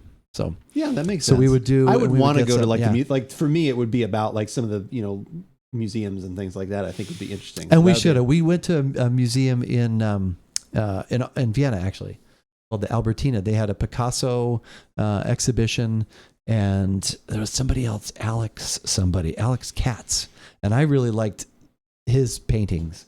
But the Picasso thing was great too. So, but yeah, we did that. It wasn't just some guy on the back. street that was a Picasso exhibitionist. Yeah, That would be very I unfortunate. look like Picasso, and I'm good. Yeah, Picasso. Oh my God. That's in the shape of a... That's not right. Oh yeah, Keith may have already said this, but I was so surprised at how much smoking there was. Oh, yeah. there was a lot of smoking. Did they prohibit it indoors, or was it... It was prohibited indoors, but there was a lot. As soon as you walked outside, it was Yeah. a plume. There was a lot of. And it was funny. There was one time, I can't remember what it was. I think it was in Paris. We walked by someone older than I am, probably in her 70s, I'm guessing, and she was really going at her little vape thing there. It was like, wow, yeah. But yeah, there was that's a good point, Pocket. There were several. Yeah, there was lots of. In fact, I thought we probably even needed to have one while we were Did you there. have a cigarette while you were there? I think Just we to kind did by secondhand. Secondhand and that's what smoke. Pocket even said. She's like, I don't think we have to. She's like, we've smoked enough already as it is, smoked a just by pack. being nearby. Next con, how's it going? Good to see you. Probably as a weed pen if they were hitting it that hard. She may have Could been. Who knows? Yeah. You're like, you go over there like, oh. But we would definitely, you had. I didn't realize you'd need to set up a tour or an advance tickets for the Louvre. Is that yeah? By the time that we makes got there and sense. tried to do it, it was like booked for a couple of days. They're but all, you can't get in here. Oh, okay, easy. we did the Sistine Chapel and the Vatican and Vatican City. Ooh. So technically, we actually went to six countries. Because it's its own. That's Country. right. Vatican City is Yeah. its own. Yeah, that's true. It's its own thing. So That's right. that was That's where cool. they keep all the kids. Oh no. That's where they keep them. Oh wow. If you do come to Paris, See, let me that's know ahead of exactly what schedule. we want to do is go. See, there you go. We've talked about Spain. We've talked about Germany, and definitely other parts of France as well. So that'd be great. Sure, take you up on that. Yeah, that would be super cool. I got to get Andrew to the Charles de Gaulle Airport so he can play PlayStation 5 because he can't do it here. I can't do it here. I would all the places you mentioned, like I said, Prague for me would probably be the least, like, even though you had sound like you had a good time, that would be one to be like, all right, I'd rather spend days elsewhere. Like I said, between Paris, France, Spain, Germany, I'd really like to go. Yep. London, Scotland. Like I would love to do like a UK, like, Yeah. thing just because of all of that stuff. Do a, Highland Park, like just think if you could do like tour of like the distilleries and stuff. Well, that See, that's why we need to like go along with the group and be like, okay, this is Keith and I, we're taking a day. We'll see you a little later. we're broadcasting live from Lagavulin. Oh my God, that'd be amazing. My day would be made. If you do the UK, I'll help on the condition that you avoid London.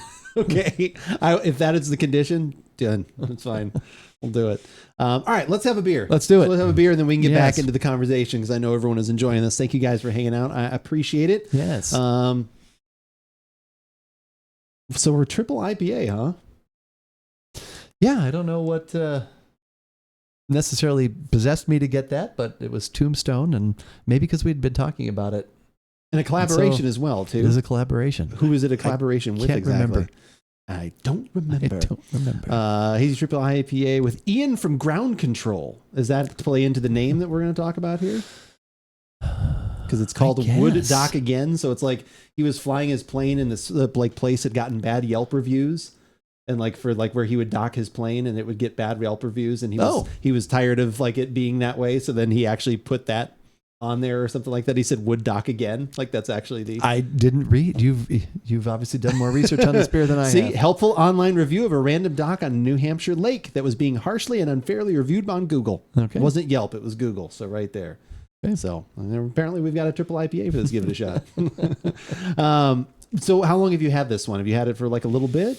I have had it, well, since before we left, but not probably too long before Okay. that. All right. So probably a little over a month. For some reason, the can artwork looked mildly familiar. Like I wonder if they've had this one before. I don't know. Okay. I'd have to look back through Untapped, or if you guys follow us on there, or if you want to go back through our reviews on YouTube, you can check those out and see what we've got. Maybe I know we haven't reviewed one. Yeah, I but don't think we've for had some it. reason the can artwork when I saw the blue and it looks like literally like a dot pin on Google Maps or whatever. I was like, that looks really familiar. Yeah. All right, let's grab this beer.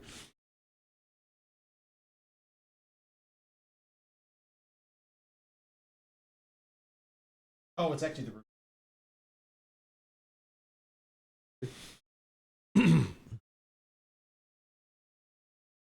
The thing is that a lot of tourism focuses on London and Edinburgh, but the country has so much history that people rarely see outside of the M25. See, I don't even know what the M25 is. I wouldn't even know to go inside or outside of that.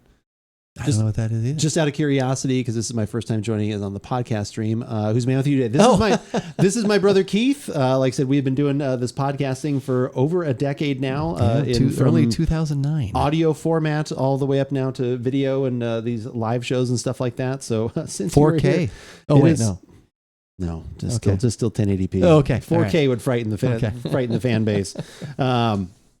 So those are all the featured beverages that we are going to have this evening. We've already had the GTS Lemon Lime Ancient Mushroom Elixir.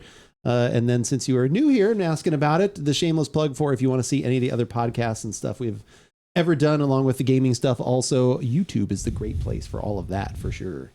So yeah, next God, thank you for joining us. I appreciate that. M25 is the motorway. There you go. Afternoon, everybody. Sushi!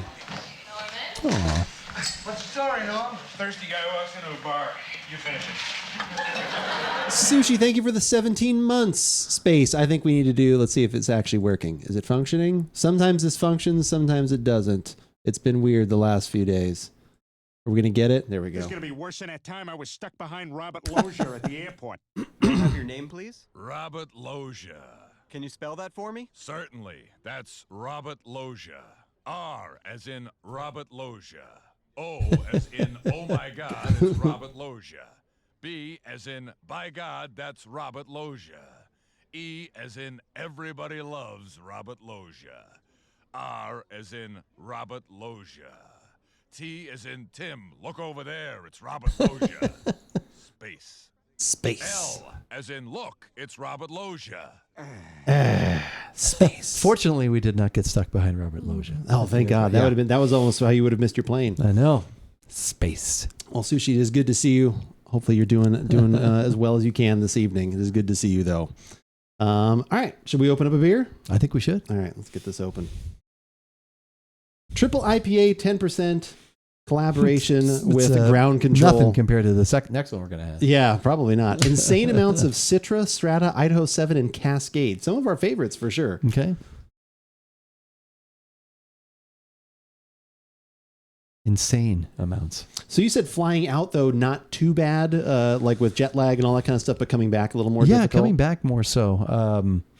It just seems like it's taken us a while to kind of get back to a normal sleeping routine. And but yeah, going out, it was fine. We got it's 9 hour difference, 9 hours ahead. Okay. So it's almost you lose over a day flying out there. Yeah, because you got 10-hour flight and then a 9-hour change of time, so 19 hours. Oh, right? I see. Yeah. Okay. Do you see what I'm because we left. Does that make sense? Or maybe we left Friday night at 7:30 local time, and we got in then. Eventually got to Prague at let's say 6:30 Prague time, which would have been 9:30 here. So yeah, 14 hours. Okay. From point A to point B, point C, I guess. Plot twist: JFK gets renamed to Robert Loggia International Memorial Airport. Oh my God, I would love that. That'd be absolutely fantastic. ROBERTLOGGIA Airport.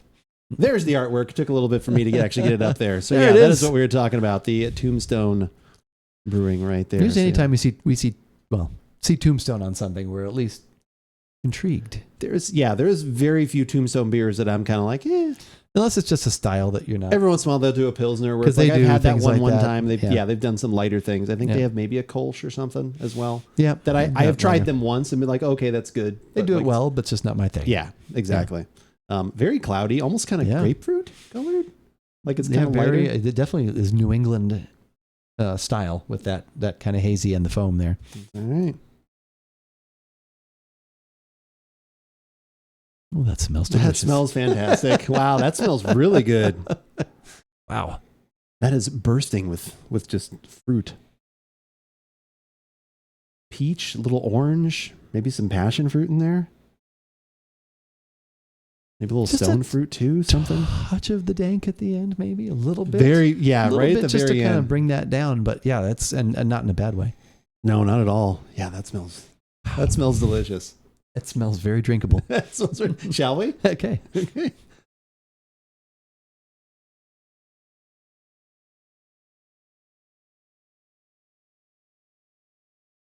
Oh, that's the Mallory I remember. That's wow. Did they even have anything like a hazy over there? Did you see it? Not that you had one, but did you see anything on the menu that was like, would have been called that? So in the airport, so there were a couple times I actually wanted to have a beer at the airport, or even like on the flight back, they were offering wine, but I read, with the Dramamine, I'm not supposed to, and You're not supposed to have more than 2 glasses. Takes care of me, so I do not want to do anything to disrupt. You know that Dramamine. works. You don't want to ruin it anyway. It's not worth it. Yeah. But they had, I forgot what it was. I had looked at it. It may have been actually a Brewfist had a seasonal or a session, kind of like a session IPA that they had on tap at the airport, and I was like, oh, I want to try it. Oh no, I should. but I don't really recall seeing. Wait, was there? Sam, good to see you. How are you doing this evening? No, giving it a shot? We are giving it a shot. We are. So many things, too, to talk about you as well. I was able to find while you were gone. Remember when we were looking up those Great Notion beers? There was that blueberry muffin one with the bear on the can. We were talking with Sam at some point in chat. I found it. Okay. Like I said, the one they were talking about was like that strawberry, something like there was like a strawberry fluff. And then when we were looking through the website, we saw that, we're like, oh, blueberry muffin. I found that one, so that's one we can have at some point. I've saved that. And then the other thing I got recently was, because we're always talking about rum, I finally bought a rum based on, remember we did that drink thing from that, it's not a bartender, that Chris or whatever is that I follow on TikTok. He does all the drink things. Oh, yeah, the Brown Derby or whatever? Yeah, he did that one, like I said, but he specifically did a daiquiri, which then I thought we could make one of those.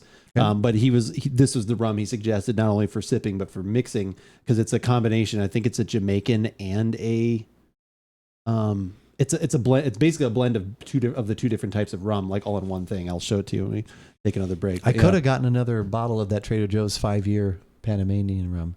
If we'd have wanted one you actually took, was it the one you took back? Yeah, it came back, so it was available again. Tell me you didn't order any of that. Oh God, no, we ordered it, but I didn't buy it. Do you have to? No, you don't have to, but some people bought it. So yeah, don't let them do that by accident. I know. I think it's easier losing hours than gaining, my personal theory. Fun anecdote: I spent time in the South Pole once experimenting with environmentally friendly, and the several months of daylight plays merry hell on a guy. 7 months. Wow. Yeah, the daylight stuff I think would be really tough on me. Well, and so that's the thing. So like where it's always dark, or it's always, like because I've watched videos about this stuff. Sunset in environmentally friendly server coolant option. Gotcha. Sorry, cultist. Hope you had a great trip, Keith, and missed your weekly chats with Andrew. Well, they have resumed. They have resumed. Thank you. That's very, very kind of you. Great Notion. That was the name of the brewery. My local place just got delivered them. Yeah, it's called Great Notion. I have not actually tried the beer that I bought from them yet, but we'll probably try that maybe next week on the podcast because I've had that for a little bit. So in Paris, and if you look at the time zone, like a chart of the time zones, it's really weird, like where they differentiate things. It's not like half of France, it's not a straight line. It's like the sunset wasn't until like 9:45 in Paris, and it was still light at like 10:30. So it was weird. That is weird. Yeah, you'd be walking around 8:30, 9 o'clock, and you'd think it didn't even feel like that. And then I looked up sunset. Okay, so sunset's 9:45. So does that mean the sun comes up later then too? No. So is it like only down? Like is it? It was down. It's like 10:30 to 5 for or a very something? short period of time. So. I mean, I even get that. Like it's nowhere near that much. But even in California, sometimes you're over there. Certain times here, it's like at night. It's like 7:30 or 8 o'clock. You're like, oh, the sun's just going. Yep. Like even that feels weird. Yep. I can't even imagine 10 o'clock. Yep. And guys, please, I know you have other Europeans in the chat, but if you want something from over here, buy the item and the postage. I'd be more than happy to act as an intermediary. You mean to like drink it? Buy the item and the postage. Oh, and then you'll take care of picking it up. I might take you up on that someday. There's definitely some things that we can only find over there that we've talked about. Sister goes crazy for their stuff. Yeah, like I said, I'm very excited to try that one. We'll just have to try it next week. This kind of big IPA day kind of fell into our lap. I was like, might as well get this done. I'd drive it to Arizona for anyone. There you go. Oh, I love this.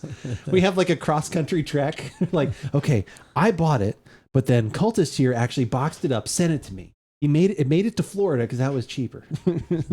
Then on the East Coast, Guardian down, went and picked it up in New England, brought it down here. It took a long drive. I'm dry, but no, I mean, cover the postage. And yeah, I can pick it up and send it. Gotcha. Yeah, Okay. no, I know. Yeah. Did you wind up looking for any of those suggestions? You were asking the other week, right, about some gin stuff. Was it for your dad or something? Or was that was you, right? Or was that someone else in chat? For some reason I remember because I was suggesting the Magellan and the Botanist and all of my usual suspects once again. I bought another bottle of the Empress as well. That one's just, that one's just really we good. Still have This is a good solid one. Gray whale. We still have that. Or blue whale. Blue whale? Gray whale. Gray whale in the blue bottle. Gray That's whale what in the blue confuses bottle. me. Yeah, it's in that light blue It seems bottle. like, yeah. Where all did you go? Well, we started in Prague. We took a train to Vienna. We flew to Zadar, Croatia. Then we flew to Rome, and then we ended up in Paris before flying home. I did picked up some Magellan and a bottle of single malt for him. Ooh, what single malt did you get, if I may ask? And thank you for taking the suggestion of Magellan. That one's great. That's next week's show. There will definitely be, I'm sure, conversation. There should be a good solid couple shows, I think is what I was claiming for on some of this stuff. European travel talk? Okay. That is... All right, you ready? Yeah. Just in case I edit this together. My glass is almost empty. I know, that's the same.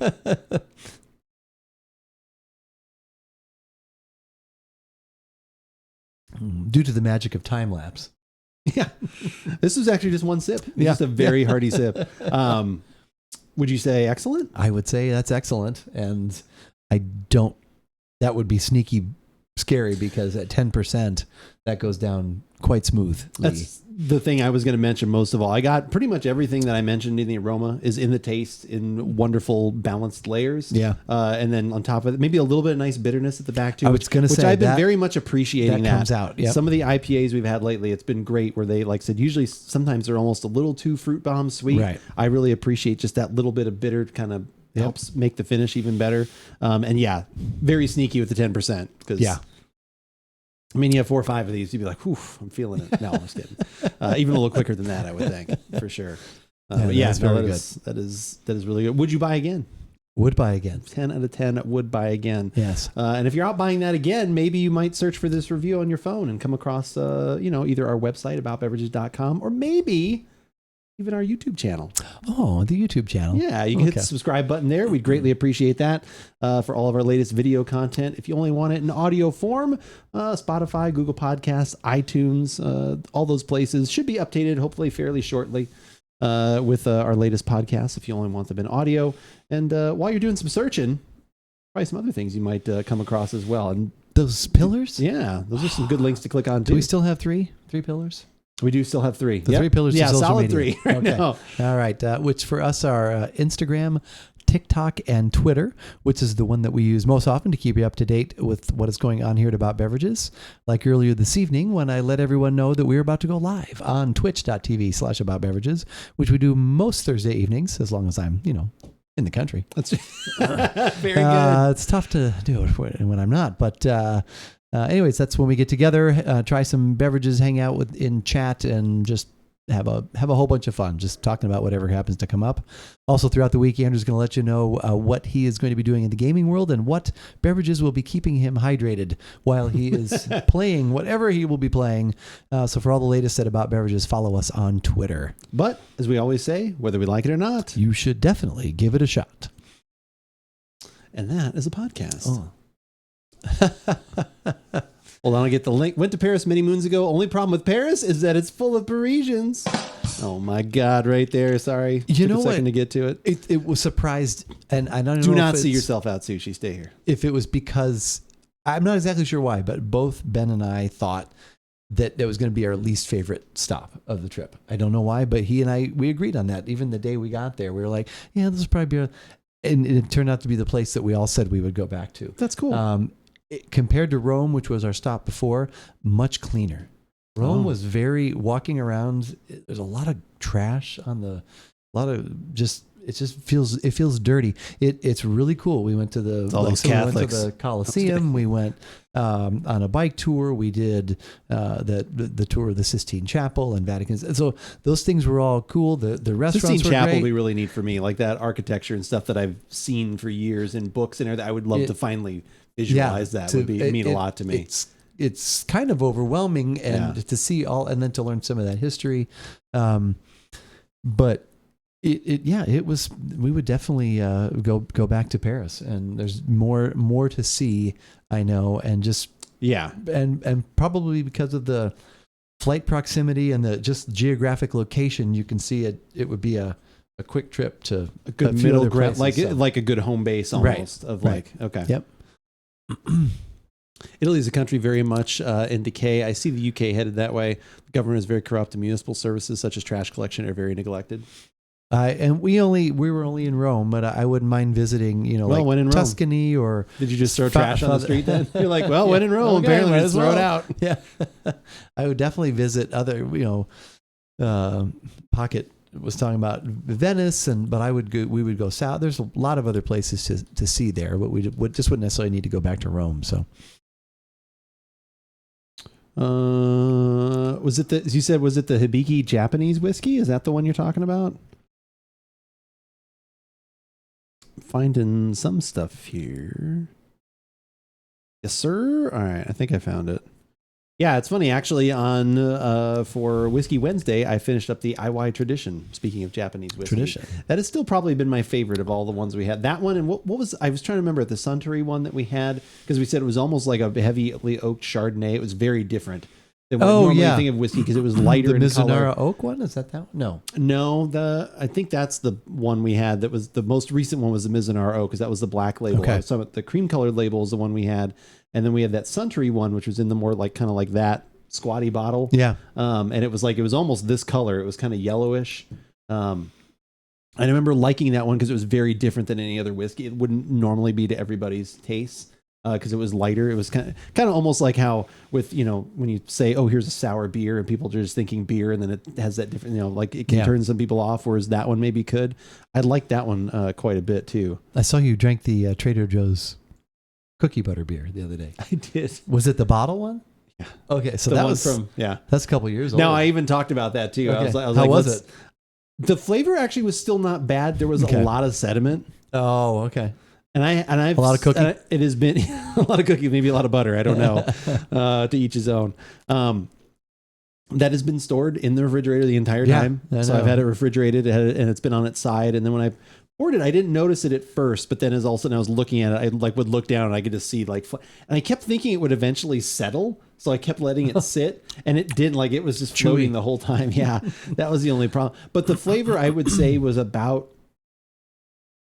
80 to 85% of what we got. Like I said, it was missing like what you'd expect. Some of the high vanilla was gone, right? But there was still the vanilla. A little bit of the cinnamon spice was in there.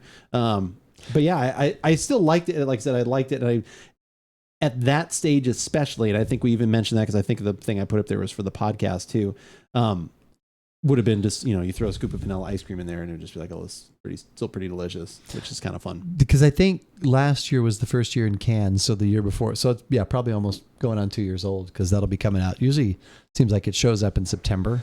So it's close I think to that. I think when I put up the link, it said from 2020, so it might be coming up on 3 years.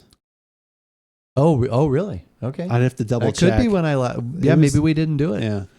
Okay. Bev's going to be quoted saying on stream, boys, I'm going to slum it a little and drink this Trader Joe's. All that's missing is some Carl's Jr. I have not had Carl's Jr. in forever. I can't remember the last time I cannot remember the last. Like, if I had anything at Carl's Jr., the last thing I probably had was like a double Western bacon cheeseburger. Yeah, that's good. That was always like double Western bacon. That was always like one of those like late night coming home from I think the last time I had one was a long time ago, driving back from probably HJ's house or something like that, when we did like a gaming session or something. I remember driving back and like, Carl's Jr. is actually still open. Perfect. Dude, we're in our 40s. Junk food could literally kill us. That's true. Like I eat so little like junk. Like I don't get really fast food anymore. You get good food quickly. Yeah, I get good food served quickly. Mostly because it's so expensive. Like it used to be that's like Yeah. oh, this is trash, but it's cheap. I just want to Yeah. eat something. Like now it's like, oh, this is trash, but Jesus Christ, I could have $15 for a burger, fries, and a small It's Coke. pretty much what it was. Like I think my wife was the last one to have like when she was actually watching like I said HJ when they were watching their dogs out of town. She had texted me. She's like, I'm gonna get McDonald's. I haven't had McDonald's. I'm like, all right, like what you like? And all of a sudden she's like, it was like $16 or whatever. And I was like, what did you get? Yeah. She's like, just like the quarter pounder meal with like, Yeah. and she's like, and I just got like a small fries. And I was like, Jesus, Yeah. it's just I remember slow- even, like- yeah, I just need slow food these We days. used to get enjoy getting their Sundays. Sometimes it would just, but Oh, yeah. but I remember or their parfait their or whatever? Blizzard. No, that what did they call McFlurry. them? McFlurry. And I remember we got a couple of those ones, and I was like, "Oh my god, how expensive have these gotten?" Yeah, it's like I might as well just geez. get well everything. Like even if you look at like Dairy Queen and stuff. Yeah. Like if you get a Blizzard, it's like Oh, yeah, like those all the are- medium Blizzards. Like that'll be $6.50. Yeah. It's Well, like, they have like 8 sizes of Blizzard too. that also too is like you're kind of fooled. Wait, like which is what? Yeah. Okay. It says this one's bigger, but it's a center cup, but it's taller. Is this actually bigger? I feel like I'm getting cheated. My body can't handle fast food anymore. I just don't as much anymore, like at all. Like I honestly haven't. The last, if I've gotten anything fast food, it's probably been like a breakfast thing. Like if I did that, like that's probably still one of the menus that's actually cheap if I did something. We have money. We can order a burger from someone who actually actually likes food, not making it short order cook. Yeah, like I would rather. There are so many other options where I could just get that way. At Taco Bell, within the last year, not a happy after. Oh no, I mean that's Not kinda, a happy meal. That's kind of anytime you have Taco Bell to be long. 2 foot longs, 2 drinks, and a kids meal the other day at Subway was $41. Jesus. If you order in the app, though, they have pro tip, deals. Guardian Down, you listening? They order in the app because they'll have deals. Sometimes you can get like 2 foot longs, get one free. Buy one, get one half off, and then you can earn points. So we've started actually ordering in the app, our Subway. They have it ready for me. I order it. Yeah. They keep your profile there, your specific sandwich. You go there, pick it up. So Yeah, make that at home. I forgot the podcast was back today. It's all right, Frosty. No problem, bud. It's good to see you. Put the baguettes and deli meat and buy the baguettes and deli meat and make it at home. I mean, that is true. That is true. we usually it's been a while, but you normally ask if we've started watching anything. Oh, do you want me to ask that? We've Do you want me to set you up with that? ask. Okay, Are you watching anything new? Keith, have you watched anything new lately? Did you start Better Call Saul? No, but we started watching The Boys.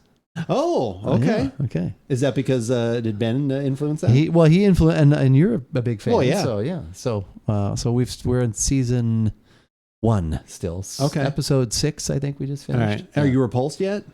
repulsed? I mean, it's pretty graphic and like It's, over the. it's graphic, Yeah. but And that's just season 1. yeah. No. I feel like they're almost like, especially into season 3, it's like, it's almost like the South Park, like, well, I guess we got to top ourselves. Like also like season 3, like it was good, but some of it was like, oh God, they must feel like they need to top like this thing. Like they Yeah, need to I go guess X you- above. well, like like, there's yeah. especially an episode. Yeah. It's heavy. It's a big flag. But watch The Covenant currently on Amazon. Oh, Covenant. I've heard about that. I'll have to give that a look, Cultist, for sure. I mean, I like obviously the themes of that, like when it's like the superheroes are actually pieces of shit. Right. You know, like Right. the very beginning, the guy like walks out and he runs by really fast and just Oh my like God, that was- obliterates Yeah. his girlfriend. Like, holding her hands. And that's like such a, yeah. the last thing I said to my girlfriend was, "Don't besmirch Billy Joel." And then he's like, "Those are the last words I said to her." Don't Like, besmirch Billy Don't Joel. besmirch Billy There's Joel. good music stuff in those too, Oh, like yeah. some of the episodes, Yeah. which is nice. Yeah. Yeah.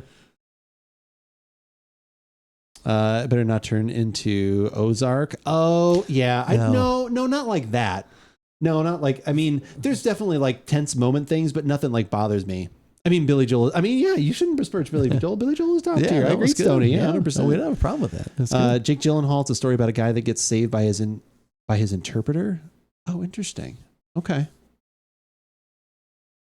I think I did see something about. Okay, I'll have to give that a look, Cultist, because I trust your opinion on that. It better not turn into Izzard. I like that. And what's funny too is there's a comedian Eddie Izzard. Eddie So Izzard, in yeah. my head I was like, is Eddie But Izzard in is this Eddie show? Izzard Yeah, not- it took me a second. Eddie Izzard isn't Eddie Izzard anymore, though. Have you heard of this new show, Frasier, about a Is radio she? show host who used to spend a lot of time at a bar?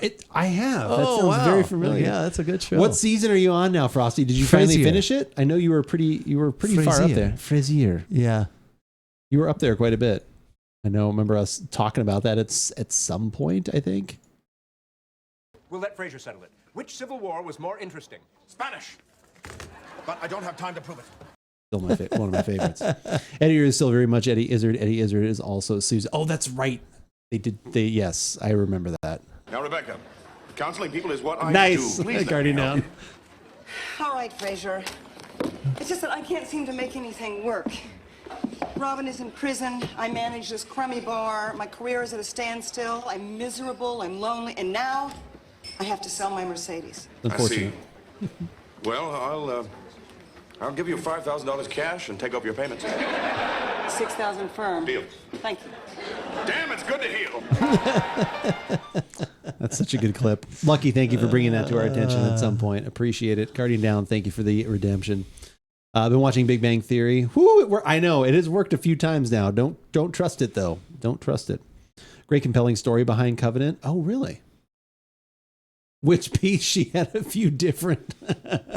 Yeah, Kirstie Alley had an interesting off-screen kind of thing. Like she was fine as on Cheers, but quite the choices off-screen. That was good. Yeah, That was I agree. really good. Howdy, boys. Berserker's Go. here. Good to see you, my friend. How are you? How are That's things right, because going? you have another Berserker. I do. So you have yeah. to go cope. Okay. All So, right. and this is what I found Okay. out. The couple times that I streamed, like I said, with Mr. Berserker Cope, at some point, someone else popped into his Discord and they were all calling him Cope. And I was like, my dude, we've known each other for a year and a half now. Do people actually, like, is that what I should? He's like, well, people do. He's like, I kind of like that you call me Berserker. Like, we went back. I was like, do you want me to call you Cope? Like, I'll try and remember. I'm like, I have other Berserkers. Like, he's like, yeah, you can call me myself. I have tried All to right. remind myself. So, yeah. So cope it is. Since I missed everything, what was the best food you had while traveling? I don't even think We that's haven't really wonderful you asked talked because about- that kind of Yeah. was glossed over. So, We haven't really spoken about food. I mean, you mentioned you ate, but you just didn't say like this was delicious. Yeah, because there were a lot of That's next good week's show. things. Guardian Down. Yeah, that's what goddamn I it. was hoping is. Uh, Come on, there's a lot of remembering I'm having to do here. And it's funny. I was talking with my son about this earlier because I said, "What was your favorite meal?" And we were talking about you could have a favorite from a food standpoint. It could be your favorite experience, Yeah. and it could be both. Quantity and quality. Yeah. It could be, Vegas. It could be Vegas. Yeah. The Cheers reference. So we had a really nice kind of like a fine dining experience. Not fine. I wouldn't say that because we got as dressed up as we brought clothes for, and we were. You and there were were some people limited less on dressed. that. Well, no, because we only bought best food and best meal. I'm trying to think of. You have I other know. Berserkers, You but know, there's only one really, Cope. That is true. There is only one Cope. 100%. The place that we ate. You should have kept a Europe tasting notebook. What the hell were you doing? The place that we ate, it was so busy. Yeah. The place that we ate in Italy, we went there twice. So okay. And so that was That's saying something. That's where I had the beers that I posted. That freaked me out. Yeah, that freaked you out. They had something called fried pizza. Which was or deep fried pizza. I forgot what it was called, but it was like a small pizza. But then they also had some delicious pastas. So that's and the guy who was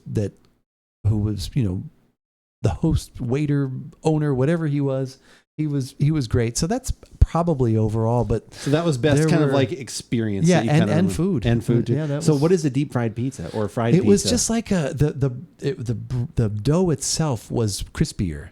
Okay. Yeah.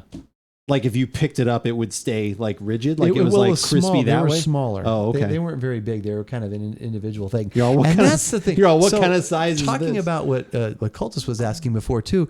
Also, too, is eating. You have to like some places you're eating your fries with a fork. Some places Why? like the pizza, they don't cut your pizza. Well, because if it's that small, that sounds like barely a Even slice. bigger pizzas. Hmm. You eat your pizza with a fork. You cut your pizza. Huh. Yeah. So Interesting. there's things like that to get used to. What is the accepted norm Did you notice here? portions were different over there? I would like say in general, they were or maybe not. smaller if I had to. But That's they what I weren't, like, always tiny. That's but what I they always were think smaller. is like. But you had a lot of good flavor. Like the one. So the first 4 hotels we stayed at, breakfast was included, and that was great because you didn't because we weren't paying for it because it was already paid for. But in Paris, it wasn't. So another one of my favorite experiences was we found.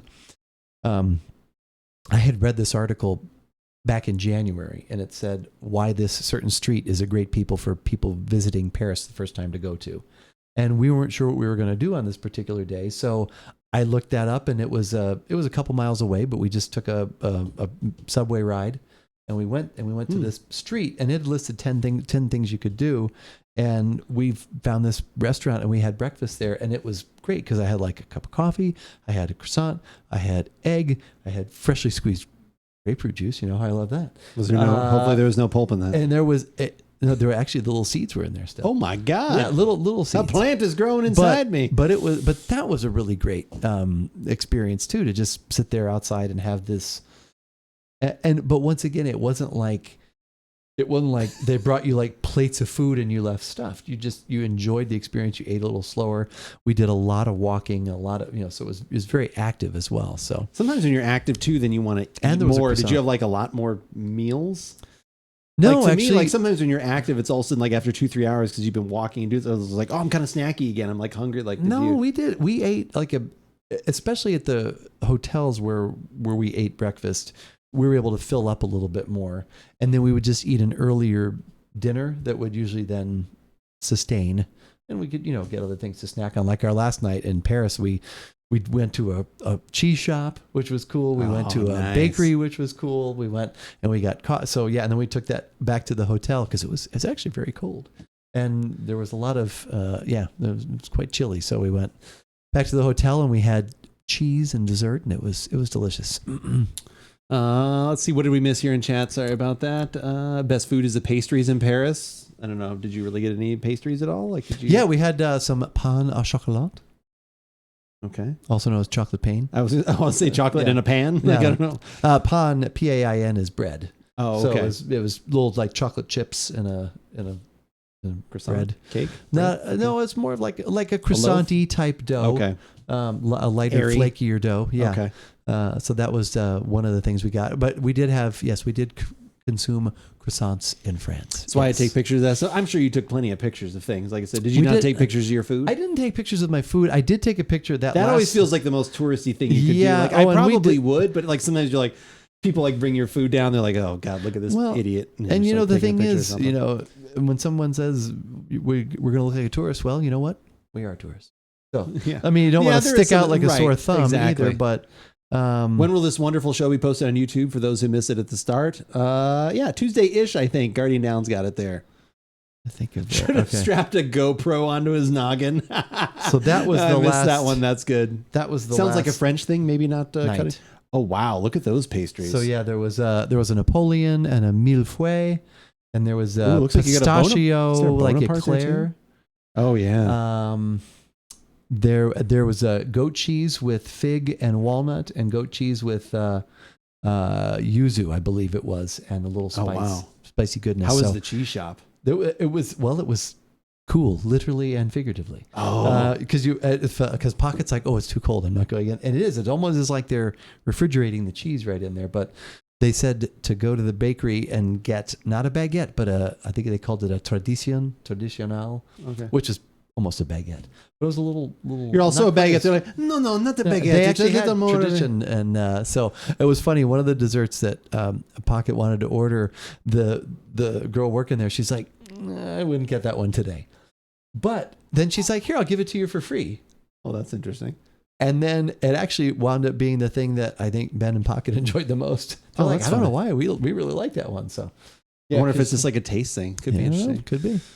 So portioning as a general rule tends to be smaller than the States. However, in hospitality, you can get endless options. It's more of a food waste proposition. I mean, I honestly think a lot of times in the U.S., as much as, I can eat, I wish the portions were a little small, because a lot of times, like, I don't even make it to dessert. And sometimes, like, even like if you order an appetizer, you almost feel like as you're about to order, like, do I even order an appetizer? Because I know this meal is going to be so huge. Right. I wish the portions were like slightly smaller and it was like a little less expensive, just because I'd like to make it through all the courses. So I kind of like that way of eating in general. Like so that's always kind of a nice thing. Well, I would think pictures of food is not a tourist specific thing. It's like, I guess I look at it as like it's touristy / like, which again, we all do. It's like, oh, I'm doing a blog. I don't know. It just looks kind of goofy. Well, I took pictures. Totally Obviously, I took pictures of the beers that I was having at that place. I mean, that's the thing. Yep. I think it's important to remember that with places like Paris, there's a local population and then the tourist population. So you'll find people more tolerant when you're close to hotspots, but less tolerant to strangers the further you get out. I mean, that makes sense. Yeah, when you're more closer to those certain areas. Well, like the one restaurant that we went to, that what is portion control? Never heard of her. that was a little on the fancier side. There's kind of a running joke in our family that I always order the meal I order is usually the smallest looking one, and it was again. But I ordered fish, but it came with ratatouille, but it was delicious though. Yeah, and I just tried to savor it. And one of the things that was cool actually is like as a little appetizer, and they put a little bowl of olives on your table. Oh, nice. And neither Pocket nor Ben eat olives, so I ate all the olives. I had a bowl of olives. I had a bowl of olives at two different restaurants. Like I said, if you know the portion are going to be small, then I'm like, okay, cool. I can order an appetizer. I can have that. Right. Great. I can have it as like, I don't mind that. Like I said, because then like kind of like what Frosty was saying, you can have a multi-course meal, which then you get all the flavors. Well, and that was the thing we did is we ordered, you can read about, there's entrees, there's appetizers, but entree, I don't know. There's antipasta and there's like the French menu is different. There's plots, which is the item, but the menu is actually like a preset appetizer, meal, and dessert. And that's what we did at that one place. Is we did get an appetizer, meal, and dessert, but it's all together. It's all part of one fixed cost. Oh, I got you. So, okay. Yeah. No, I didn't have to do that. We didn't have to do that. Did you have to hide a rat under? Did Yes. you provide one with the hat? Oh my God, go too funny. Good night, Bevy Brothers. Guardian Down. Thank you for being here. Yes, Appreciate good it. Evening. Always appreciate you being here. Thank you. So multi-course plate. Yeah. So you kind of had like where it was like you could order a multi-course where it's like it's all set out for you, or you could order things individually. Yes. Okay. Yep. But you did the multi-course both. Was that the place you went to twice? No, that was in okay. That was in Paris that we did that. Yeah, you can go a la carte. Which is, I mean, that's usually what we're used to here in the States. There's rare that it's unless you go to like some sort of dinner that's already pre-made out. It's a wine dinner or something like that. Usually is kind of mostly a la carte. I like that kind of place. One fixed cost of multiple things that are delicious. Yeah, there are a lot of. There's a lot of even neat places here in the States, obviously, that do stuff like that, where it's kind of like everyone. Like I remember someone that we used to work with, like when they were in New York, they went to it was one of those kind of like exclusive dinner things where it was like you didn't even order, like the menu was the menu for everybody. Right. It was one of those kind of things because it was like a chef's experience kind of thing, and it was like 4 or 5 courses. And I remember how he said that was super cool. Pick one of 5 different dishes. Well, you're saying it was kind of already almost like laid out. Like if you picked this one, you got these 3 things, or did you pick from different? You could pick like from 5 or 6 things in each. Okay, all right. So it's like what Frosty's saying. And I can't remember if I had that menu up for a while. I don't know if I still. Oh yeah, I don't know if it's still going to be there or not. Oh yeah, so most kitchens, irrespective of where you are, tend to prep. And mise en place and a la carte is designed to allow for an optimal service flow, for sure. Yeah, so like it's called. So if you ask, so the menu is the thing we were talking about, where you order one of this, and one of this. That's the menu. Okay. Then you have entrees, plots, and desserts. So entree is actually the appetizer. Oh. Nice. So yeah, so this is what we did. We all did the menu, the 41 euro one, which was one of each of these. Okay. And it has an entree, plot, which is actually an appetizer. Okay. A plot, which is your main course, and a dessert. Oh, like your main plate. So it's like it's like plots. your entrance course, your main plate, and then Yep. So that's what, and it was fortunate because one of the things that was cool is the travel agency that we used, they actually gave us an app that had all of our stuff listed and marked out. And then it also had like information like about all the places we were going to and a currency exchange if I needed that. So it was all I don't know if I still have that. No, it's a past trip now. It wasn't a past trip. We were on it. No, it's a past trip. But did that time just seem to fly by?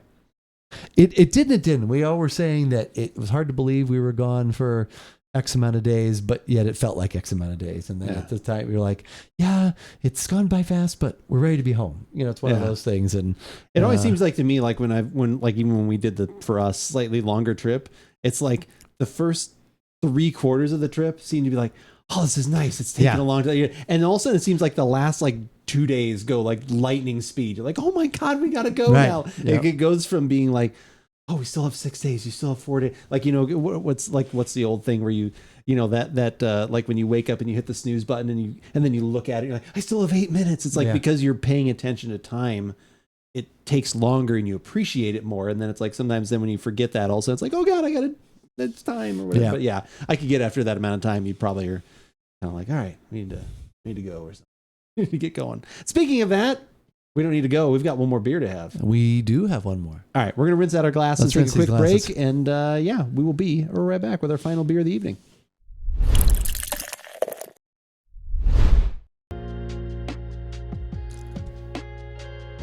So where is Cultist then? What is he? Where? Oh, where? I don't Cultist exactly. Where are you? Not London, I guess. Not London. I'm just trying to figure out. Or as much as you want to say, because it is the internet. So from a timing in your general standpoint. area. Oh. Devonshire. Okay. No, I don't know. So I added the Shire. That's probably not true at all. But obviously, probably like 8-hour difference from us, something like that? I don't think that man sleeps. Okay. So it's like, it's almost 3:30. That was one of the weird things. Like you'd look at when like the NBA game was going to be on, and it was like 2:40 in the morning. Yeah, that's like. And there's a lot of people. Yeah. The one guy who picked us up in Croatia, he was saying he actually had met the Joker, Heath Ledger, Jokic. Oh, basketball. Yeah, basketball. Jokic? Oh yeah. So down the southwest peninsula of the UK, 3:30 a.m. Haven't slept since 1982. There you go. I knew it. When on vacation, there comes a time to remember Dorothy's ruby slippers. There's no place like home. No place like home. That is true. I think actually, though, speaking of the Joker, I think Pocket and maybe Ben watched that one. The Joker, Joaquin Phoenix. Oh yeah, that one's disturbing. I didn't watch that. I've seen it. It's good. It's one of those ones where there were several times she was like, yeah, I mean, it's just a little like I'm watching Dolly Parton and Jane Fonda and you said you watched 9 to 5. I'm watching 9 to 5. Had you ever seen that? I haven't. So what? I've never seen it. You've never seen 9 to 5? I've never seen it. So that's why I was like, all right, I'll watch it. I'd seen 8 to 4:30, but not 9 to 5. Not 9 to 5. Yeah, I saw that it was an updated version. Actually, the new one. Actually, it's just called Work From Home. Yeah. I'm working from home. It's a way to make a living. I'm not wearing any pants. Da, da, da, da, da. Dancing in my home office. Now I'm on Zoom. Probably should turn off the camera because I still have no pants on. Well, that Dolly Parton. Business on top, party on the bottom. Da, da, da. Oh, man. I'm working from home. Yeah, Dolly Parton was funny in that. It was She weird. was good. Lily Tomlin's good. They are. That movie. It wasn't what I thought it was going to be. I don't know why. What did you think it was going to be? Well, I don't know why I thought it was just weird when all of a sudden it went into she thought she killed him. Oh, and yeah. then they kidnap him. Yeah. I'm like, they're actually keeping him hostage. I'm like, they've got him like strung up and everything. Yeah. I've seen it a couple times, I think. Yeah. At some point. At least through osmosis for sure. All right, we've got one more beer this evening. Are you ready? Should we do it? This is going to be a big one. Okay. Yeah. The biggest.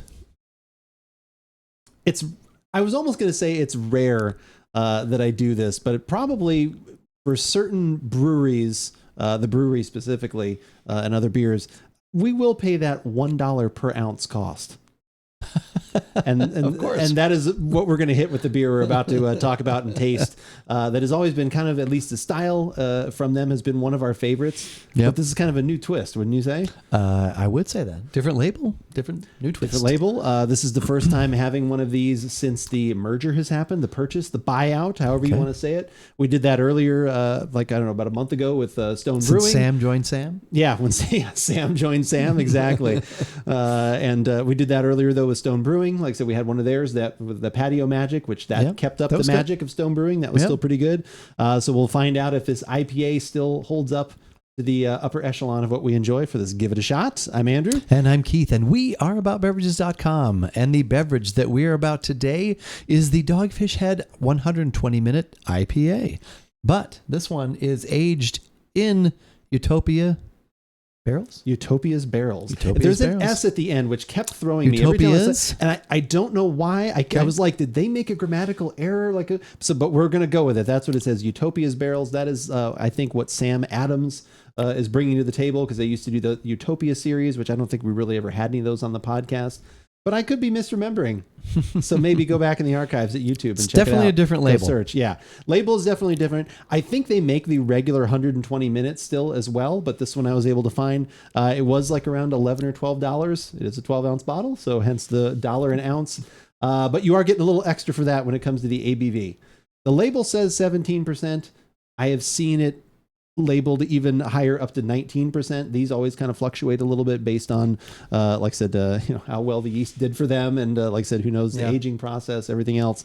So yeah, very high alcohol IPA, very fresh, which I like it even when they age a little bit, which these are kind of made to age. You not quite as much? Not as much, because it gets more toward that sweet that I'm not as... Little barley wine kind of thing that you're not as much a fan of. That. I would like them either way. I like them when they're fresher though too. So let's grab it and crack it open. I like how the label says the Imperial India Pale Ale. The Castle. The. Your pronouns. The.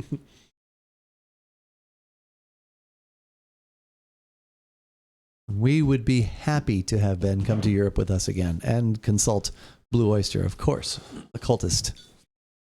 Good information there.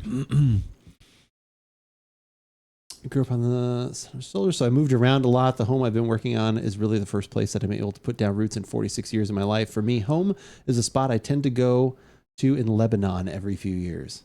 I mean, yeah, home is where your place in Lebanon is. I think that's what the phrase is. That's what the saying is. Pretty sure. It was interesting. Our guide in Austria on the wine tour, he was actually from Iran, but he spoke English, and he ran so far away. And I think Pocket asked him, where of all because he's done different tours, and what do you think is a great place to go visit? And he said he actually feels his home country is great. He's like, but don't go there.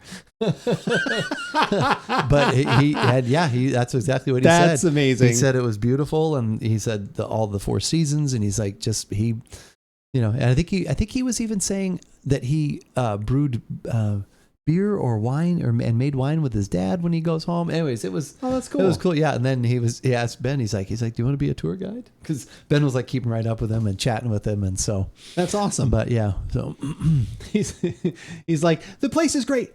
No, it was basically, I love my country and it's beautiful, but you shouldn't go there. You're like, what is your second choice? It's not safe. Can I know your second choice? All right. Truth be told as well, I'm assuming this is going to be pretty delicious. I bought two of them. I would imagine you would have. Because I saw them. I was surprised they were there. Yeah, we had just talked about them, saying we hadn't seen them in a while. I was honestly shocked that they did have them and that it was this version of it. So there was only 3 left and I took 2. Is it darker than I you did leave remember? one for someone. It does seem a little on the darker side, I would say. This is going to be worse than that time I was stuck behind Robert Lozier at the airport. Yep, right May I have there. your name, please? Robert Lozier. Can you spell that for me? Certainly. That's Robert Lozier. R as in Robert Lozier. O as in, oh my God, it's Robert Lozier. B as in, by God, that's Robert Lozier. E as in, everybody loves Robert Lozier. R as in Robert Lozier. T as in Tim. Look over there. Did you have anybody Robert spelling their Lozier. name while you were at the airport? No, fortunately not. Space. As in, look, it's Robert Lozier. Onion Lord, thank you for the redemption. Yeah, that definitely seems a little darker than I remember it in the past. I would say It's been a while since I've had one. So it has. It has been over a year at least since I've had one of these. So, to the aroma, absolutely.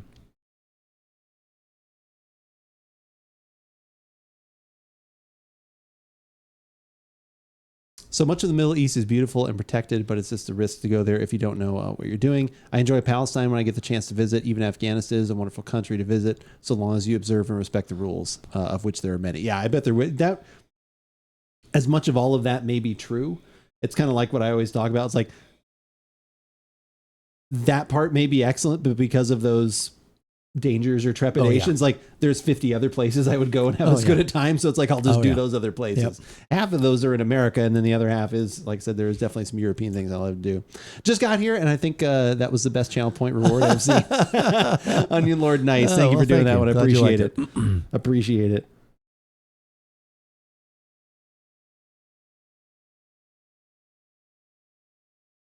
You ready? Yeah. All right. Do not take that as an endorsement to book a flight ticket to a fundamentalist country that hates everything you see. Yeah, exactly. No, no, you don't have to worry about it. Not even considering it.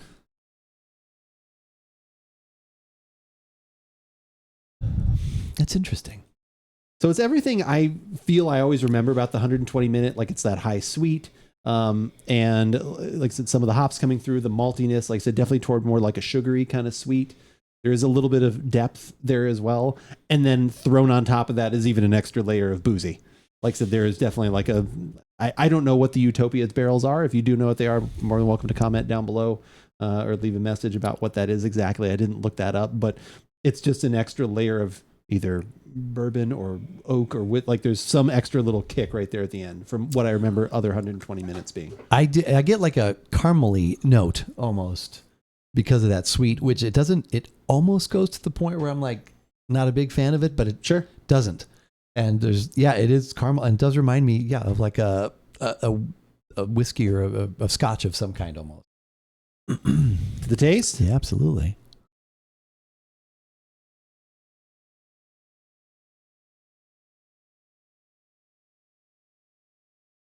Although funny enough, I got a lot of attitude because Talibs really like British people. Oh, you got a lot of latitude. Gotcha. It's a big difference in context. I was like, it took me a second there. I'm glad I should have read the bottom first and then skipped up, and I would have known to put that in there. The Taliban, they like the British. You guys are funny. We've seen Monty Python. Or have they? That's been the controversy. Did you see that whole thing about the PGA Tour?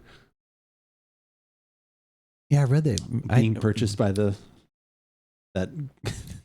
they told their golfers not to take money from this other organization last year because of all of the stuff, whatever you want to get into with the Saudi government and everything else. And then they sell out to that same team. Like, what an absolutely horrible move. Yeah, now they're like, oh, everything's okay. Like, it was, oh my God. Like, everyone start boycotting golf. Like, that's just ridiculous. It's just so silly. Just from a business standpoint, what you just did to these tour members. I was hoping they absorbed the other way, but no. Okay. Yeah, that's crazy.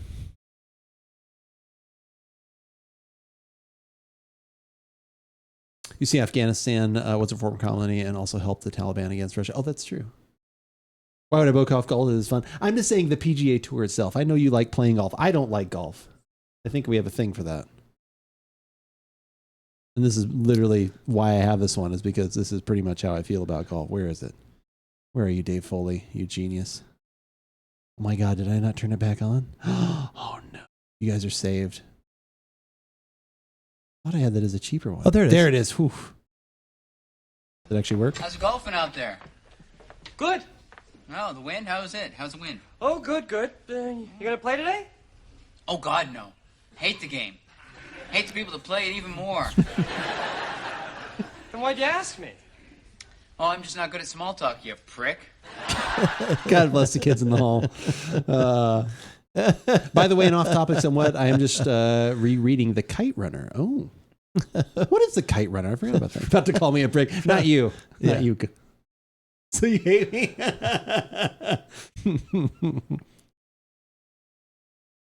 I never understood it. I went to a driving range one time, but that's just me. I have no ability for it. That's so it just never. It's fun. Just I like that. I like that. Just part. never interested me. But I'm And happy if you want to play it. It takes practice. Yeah, it takes a lot of work. Golfing again tomorrow. Nice. Little Friday golf afternoon. That's always nice. It's also a very expensive sport to get into. It is an expensive sport. So that's sport. also probably why I never got yeah. into it. Like that was never my thing to spend hundreds of dollars on clubs Well, and that's all that kind of stuff. one thing why people like it too. Like Frosty's last one there. So they want to pass out and get heat stroke. Drink with your buds out in the sun. So yeah. you're, okay, perfect. Yeah. The Kite Runner is not a comedy. Probably not. I did see an advertisement the other day. There was something I was looking at, like job stuff, and it was for a cart person at a golf course where you drive up and you like sell like beverages out of the cart. Oh yeah, yeah, they do that. Yeah. Pass out and heat stroke maybe in Arizona. I mean, that's pretty much why people do early tea times. But yeah, I like anything in general. Like I don't like the whole idea of we're like, let's go outside, we're gonna drink beer. It's always like I don't want to get hot and be drinking beer. Like yeah. I've never. That's a me thing. Yeah. It's an it's me, not it's you. You're just unhappy at the range because you're abnormally tall. I mean, that could be too. Those clubs were not properly sized. HJ, you know that full well. Yeah, so no clubs for you. Yeah, it does not help when you're at my height and you're trying to like borrow clubs for something like that. But yeah, it's always been an expensive sport that I did not get into. I'd rather go play basketball or something like that. It's always way more fun. Have some cookie dough Gatorade. Love her. With Will Ferrell. Yeah. That's always good.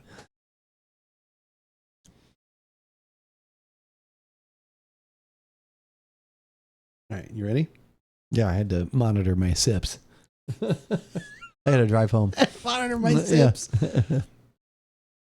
So get heat stroke anyways, just without beer? No, I mean like that, like actually, like I said, yeah, you don't drink the beer, then you don't get the heat stroke. Like I said, because you're not actually hydrating with the beer. No. You're actually drinking water and things. The world's not built for those of us taller than 5'8". It is not, unfortunately, but it is what it is. We live with it.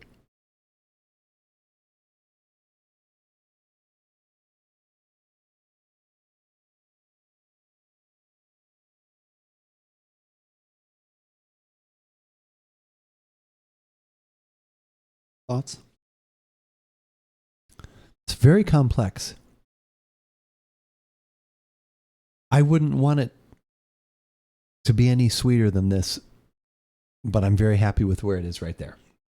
There's a lot going on. There is the sweetness, but there's some nice body to it. There's a little bitter. Very drinkable. No, I'm just kidding. I mean, it's gulpable. I think a split is the perfect way to have this. Like, as much as I am enjoying every bit of this, this is a sipper. It's almost like a cognac or like something like that, where it's kind of into that, or a port. It's kind of getting into that territory. It's heavier. It's got a richness to it, but it has the bitterness. You definitely get still, because this is very fresh. Like you still get the floralness and the hoppy. I don't know if I'd want this one to be 8, like because I like it kind of where it is too. I mean, I'd still be interested to see where it winds up going, but I really like this flavor profile, and I think those other things are necessary to kind of put bring balance to the force, bring balance to the sweet that's in there. I would agree with you. Yeah. So yeah, no, but I think this is excellent. Like that, I'm you know, it's expensive, but I'm happy to have had one of these. I'm happy that I have one more to share at some point. Yeah, like I said, but no, I think this is absolutely delicious. But yeah, it's definitely a pricey option, but it would be neat to try the regular 120 minute if you could actually still find one to kind of compare, like how much more either depth or booziness does that bring? Because I have not had one of those in quite a while. So yeah, but yeah, that is pretty rich and delicious. Nice treat for sure. Yeah, very much so. And if you're looking for some other tasty treats, you can find them hopefully at AboutBeverages.com, where you can find all of our beer reviews, whiskey, scotches, waters, sodas, smoothies, all all the things. Coffee, where it all started. Coffee, where it all started. All those things. Everything we've ever done for over a decade at AboutBeverages.com. If you don't want the latest videos, that is totally cool as well. Subscribe on YouTube. We would greatly appreciate that. You can hit the little button at the top and make our day a little bit brighter, because we're like, oh, someone subscribed. Oh, yeah. Ooh, piece of candy. If you only want audio, Spotify, Google Podcasts, iTunes are great options for you. If you have a favorite podcasting app, search for About Beverages. We'll probably be there. If we're not, we'll be there soon. Ish, as we like to say. And during those searches as well, weirdly enough, we're kind of everywhere. A bunch of other stuff is going to come up. I forget what do we call that? The 3 pillars of social media. The 3 pillars. Yep, exactly. Consisting of Instagram, TikTok, and Twitter, which is what we use most often to keep you up to date on what is going on here at About Beverages. Like earlier this evening when I tweeted we were about to go live on twitch.tv/AboutBeverages, which we do most Thursday evenings around 5:30 Pacific time. So when we get together, try some beverages, hang out, chat, and have some fun, and just enjoy. It's true. Yeah. Also, throughout the week, Andrew's going to let you know what he is going to be doing in the gaming world and what he's going to be drinking while he is doing that. So for all the latest at About Beverages, follow us on Twitter. But, as we always say, whether we like it or not, you should give it an Imperial shot. And that is another podcast. Nice. Filthy opposites. Yeah, exactly. The world's made for people about 5'6", I think. I think that's what they've done. I have this weird little scene in my head of you both in college funnel chugging a keg and then stopping and stating, this Bud Light needed to be kept in the vat maybe just an hour or two longer because it still tastes like piss. Unfortunately, Bud Light is never going to be fixed. And so the palate building begins. Yeah. And that was where it all started. I was never a huge fan of like those kind of beers even back in the day anyway. Like I said, overall, like that that's what I first started with was Bud, I think. Was like, I mean, we've all had some of those at some point, but this wasn't. Yeah, like Carry. I think I think at that point I mean, I didn't drink that much anyway, but like at least you were only 10. Oh, yeah, exactly. Yeah, back in the day, which was a Wednesday, and I was 10. I think I always liked either like whiskey or something more like almost when I got to that age, just because that was all that was kind of around. And then once we got into craft stuff, then it was, well, you were kind of right around when you became of legal age. That was like kind of the craft, beginning of the craft. Yeah, no, definitely era. So. Because that was Fat Tire and like New Belgium, like a lot of those kind of 1554. Push Ridge Brewing. Yep. Oh God. I still see. I haven't seen Nat in a while. But did you his wife show him the picture? What's that? Didn't I have you take a pic? Remember, I still had the Push Ridge Brewing growler. Oh, do I have? Did you send? Do I have that? Yeah, because I had cleaned it and I showed it to you and you took a picture of it. I think on your phone. God, because I was like, oh, if you see him again, like you should show him that I still have the growler. She'll probably like either knock it out of my hand or no. It could be. I asked her if Nat's brewed anything lately, and she's like, no, he hasn't, but he usually will like help local people here and there. So, do you feel the States has an unfair reputation when it comes to brewing? How do you mean by unfair? And I would say initially no, but can you be more specific with your question? Did a Volta glass 2 hours ago. It's still no Vex. Iron Man, I'm sorry, you still don't have a Vex. It is vexing to be sure that you don't have one. That is unfortunate. Some of those can sometimes take a while. But yeah, do you want to elaborate on that? We Brits and Germans tend to be somewhat dismissive of American beers. Then that's your misfortune, I would say. Like so, there's nothing against German and British beer, and those things. It's just different styles. I think the American beers in general bring a lot more to the table. We've gotten a lot more creative, which could go against what is classic styles and things like that, which could be looked down upon. But I think, at least for a lot of it, American craft beer industry, if you actually come over here and experience it, there's a lot that are very traditional to style. There's a lot of breweries that still do traditional type styles, but then have just iterated on that, done better, which is what, like I said, I'm sure breweries over there would have done too, or maybe are doing, but just on different styles. Like I said, we've gotten very much more into IPAs and bringing things that way. And there's a big barrel aging with movement with our kind of, I would say with the US, that's kind of like the big things I would say. But I would say then a lot of the breweries too that maybe say like a Dragoon that, was known and still is known for that, maybe it's flagship IPA, they'll still go into some more classic styles, or they do, like we were talking about earlier, like Tombstone. They brew some Pilsners and some Hell's Lagers and things like that. So I think I think they're out there. I think a lot of maybe IPAs or that style, the newer style of IPA, maybe is what we're known for, and yet there's a lot of other things going on not behind the scenes, but in addition to, I guess. Yeah, I think it's like with anything where if you are not actually in that area, like I said, I may be more dismissive of European, like, oh, you guys are just doing Pilsners and lagers, like I could care less about that. And then from over on your side, and I'm not saying you specifically, but over on your side, people are just like, oh, Americans and their big IPAs and their their whatever. IPAs and yeah, that's not and beer. and just like you got, like I said, that area of the world, like I said, there's so much more than that. And over here, there is so much more than that. Like I said, you know, we have a lot of local breweries that delve into so many styles, gosas and sours and all these kind of things that, you know, have been made famous everywhere else. I feel like Dragoon is equally known for the traditional beer. Yeah, no, I think, and I've always said this before, Dragoon makes a lot of beers that I necessarily don't know that I want to try or need, and then I wind up trying them. I'm like, oh, this is pretty good. Like this is something I didn't know. picked Dragoon. I'm sorry, HJ. I'm just Pueblo Vida, I know. the only brewery here in Tucson, Arizona. But yeah, I think they are known for being very much doing a lot of different styles. Like I said, and I think they do a lot of traditional things that are interesting. But yeah, like I said, I think there's a lot of breweries that do that. I saw already the other day, I don't know if anyone saw this article too, that why can't I think of it? Arizona Wilderness is expanding again. They're opening another oh really? brewery restaurant or something like that too. I forgot where exactly.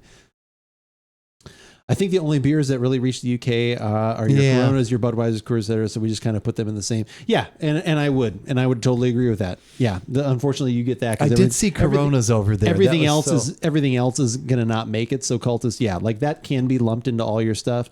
If when you come over, like I said, again visit the States here fairly soon.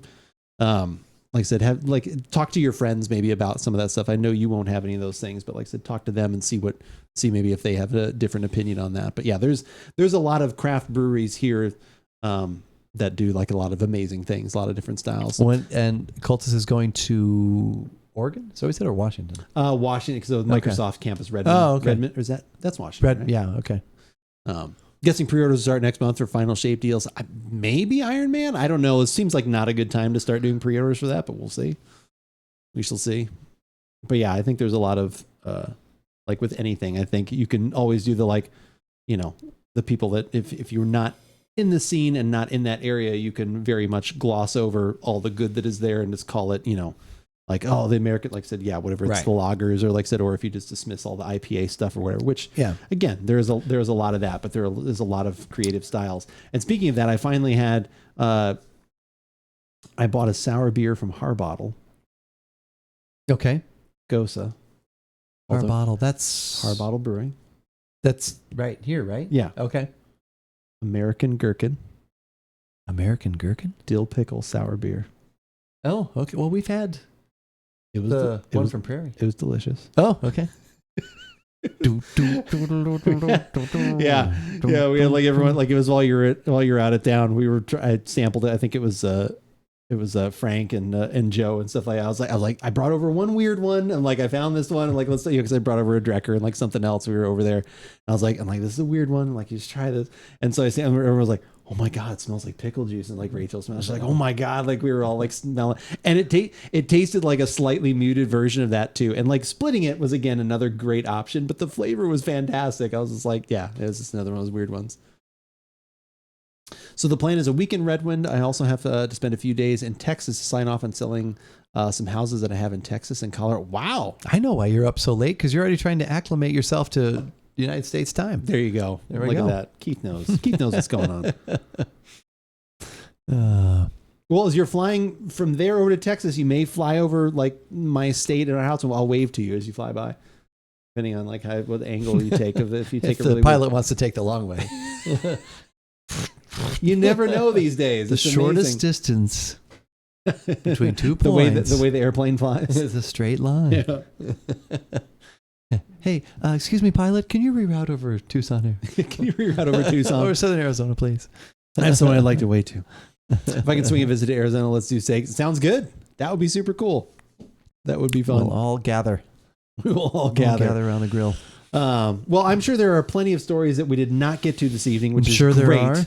Which is great. There's more questions that I can ask next week and that we can talk about. Sure. If you missed any of this show and talking about the European good times, like I said, again, this will be up next Tuesday on YouTube. If you missed any of it, one of these podcasts will also find its way up there as well. So go check those out. I'd appreciate that. But yeah, do you have anything else you want to say as we dip on out of here? Let's do some wine next week. How about that? I like that. Yeah. What else? So I've got... Well, we could. You know got what? a beer too, you said. I do have the beer, so we could do the beer. We could do some wine, and then maybe we could hold like for another week. Then we could do the rum and like daiquiri, like cocktail. We could do that podcast. next week. That's No, fine. if you can find some of the wine stuff you were talking about, I think that'd be really neat because that ties into what we've all been talking about, and that rum's not going anywhere. I haven't opened it. I haven't tried it. I don't even think my wife knows what it is. Like, I'm surprised I haven't been asked What at is some point. rum? Oh, wait, rum. Well, it's called like Probitas or something like that. I forget. I'll show it to you when we go out there when we leave. But it's so funny because it was like it's been sitting there for weeks, and I can't believe she hasn't asked if it's whiskey.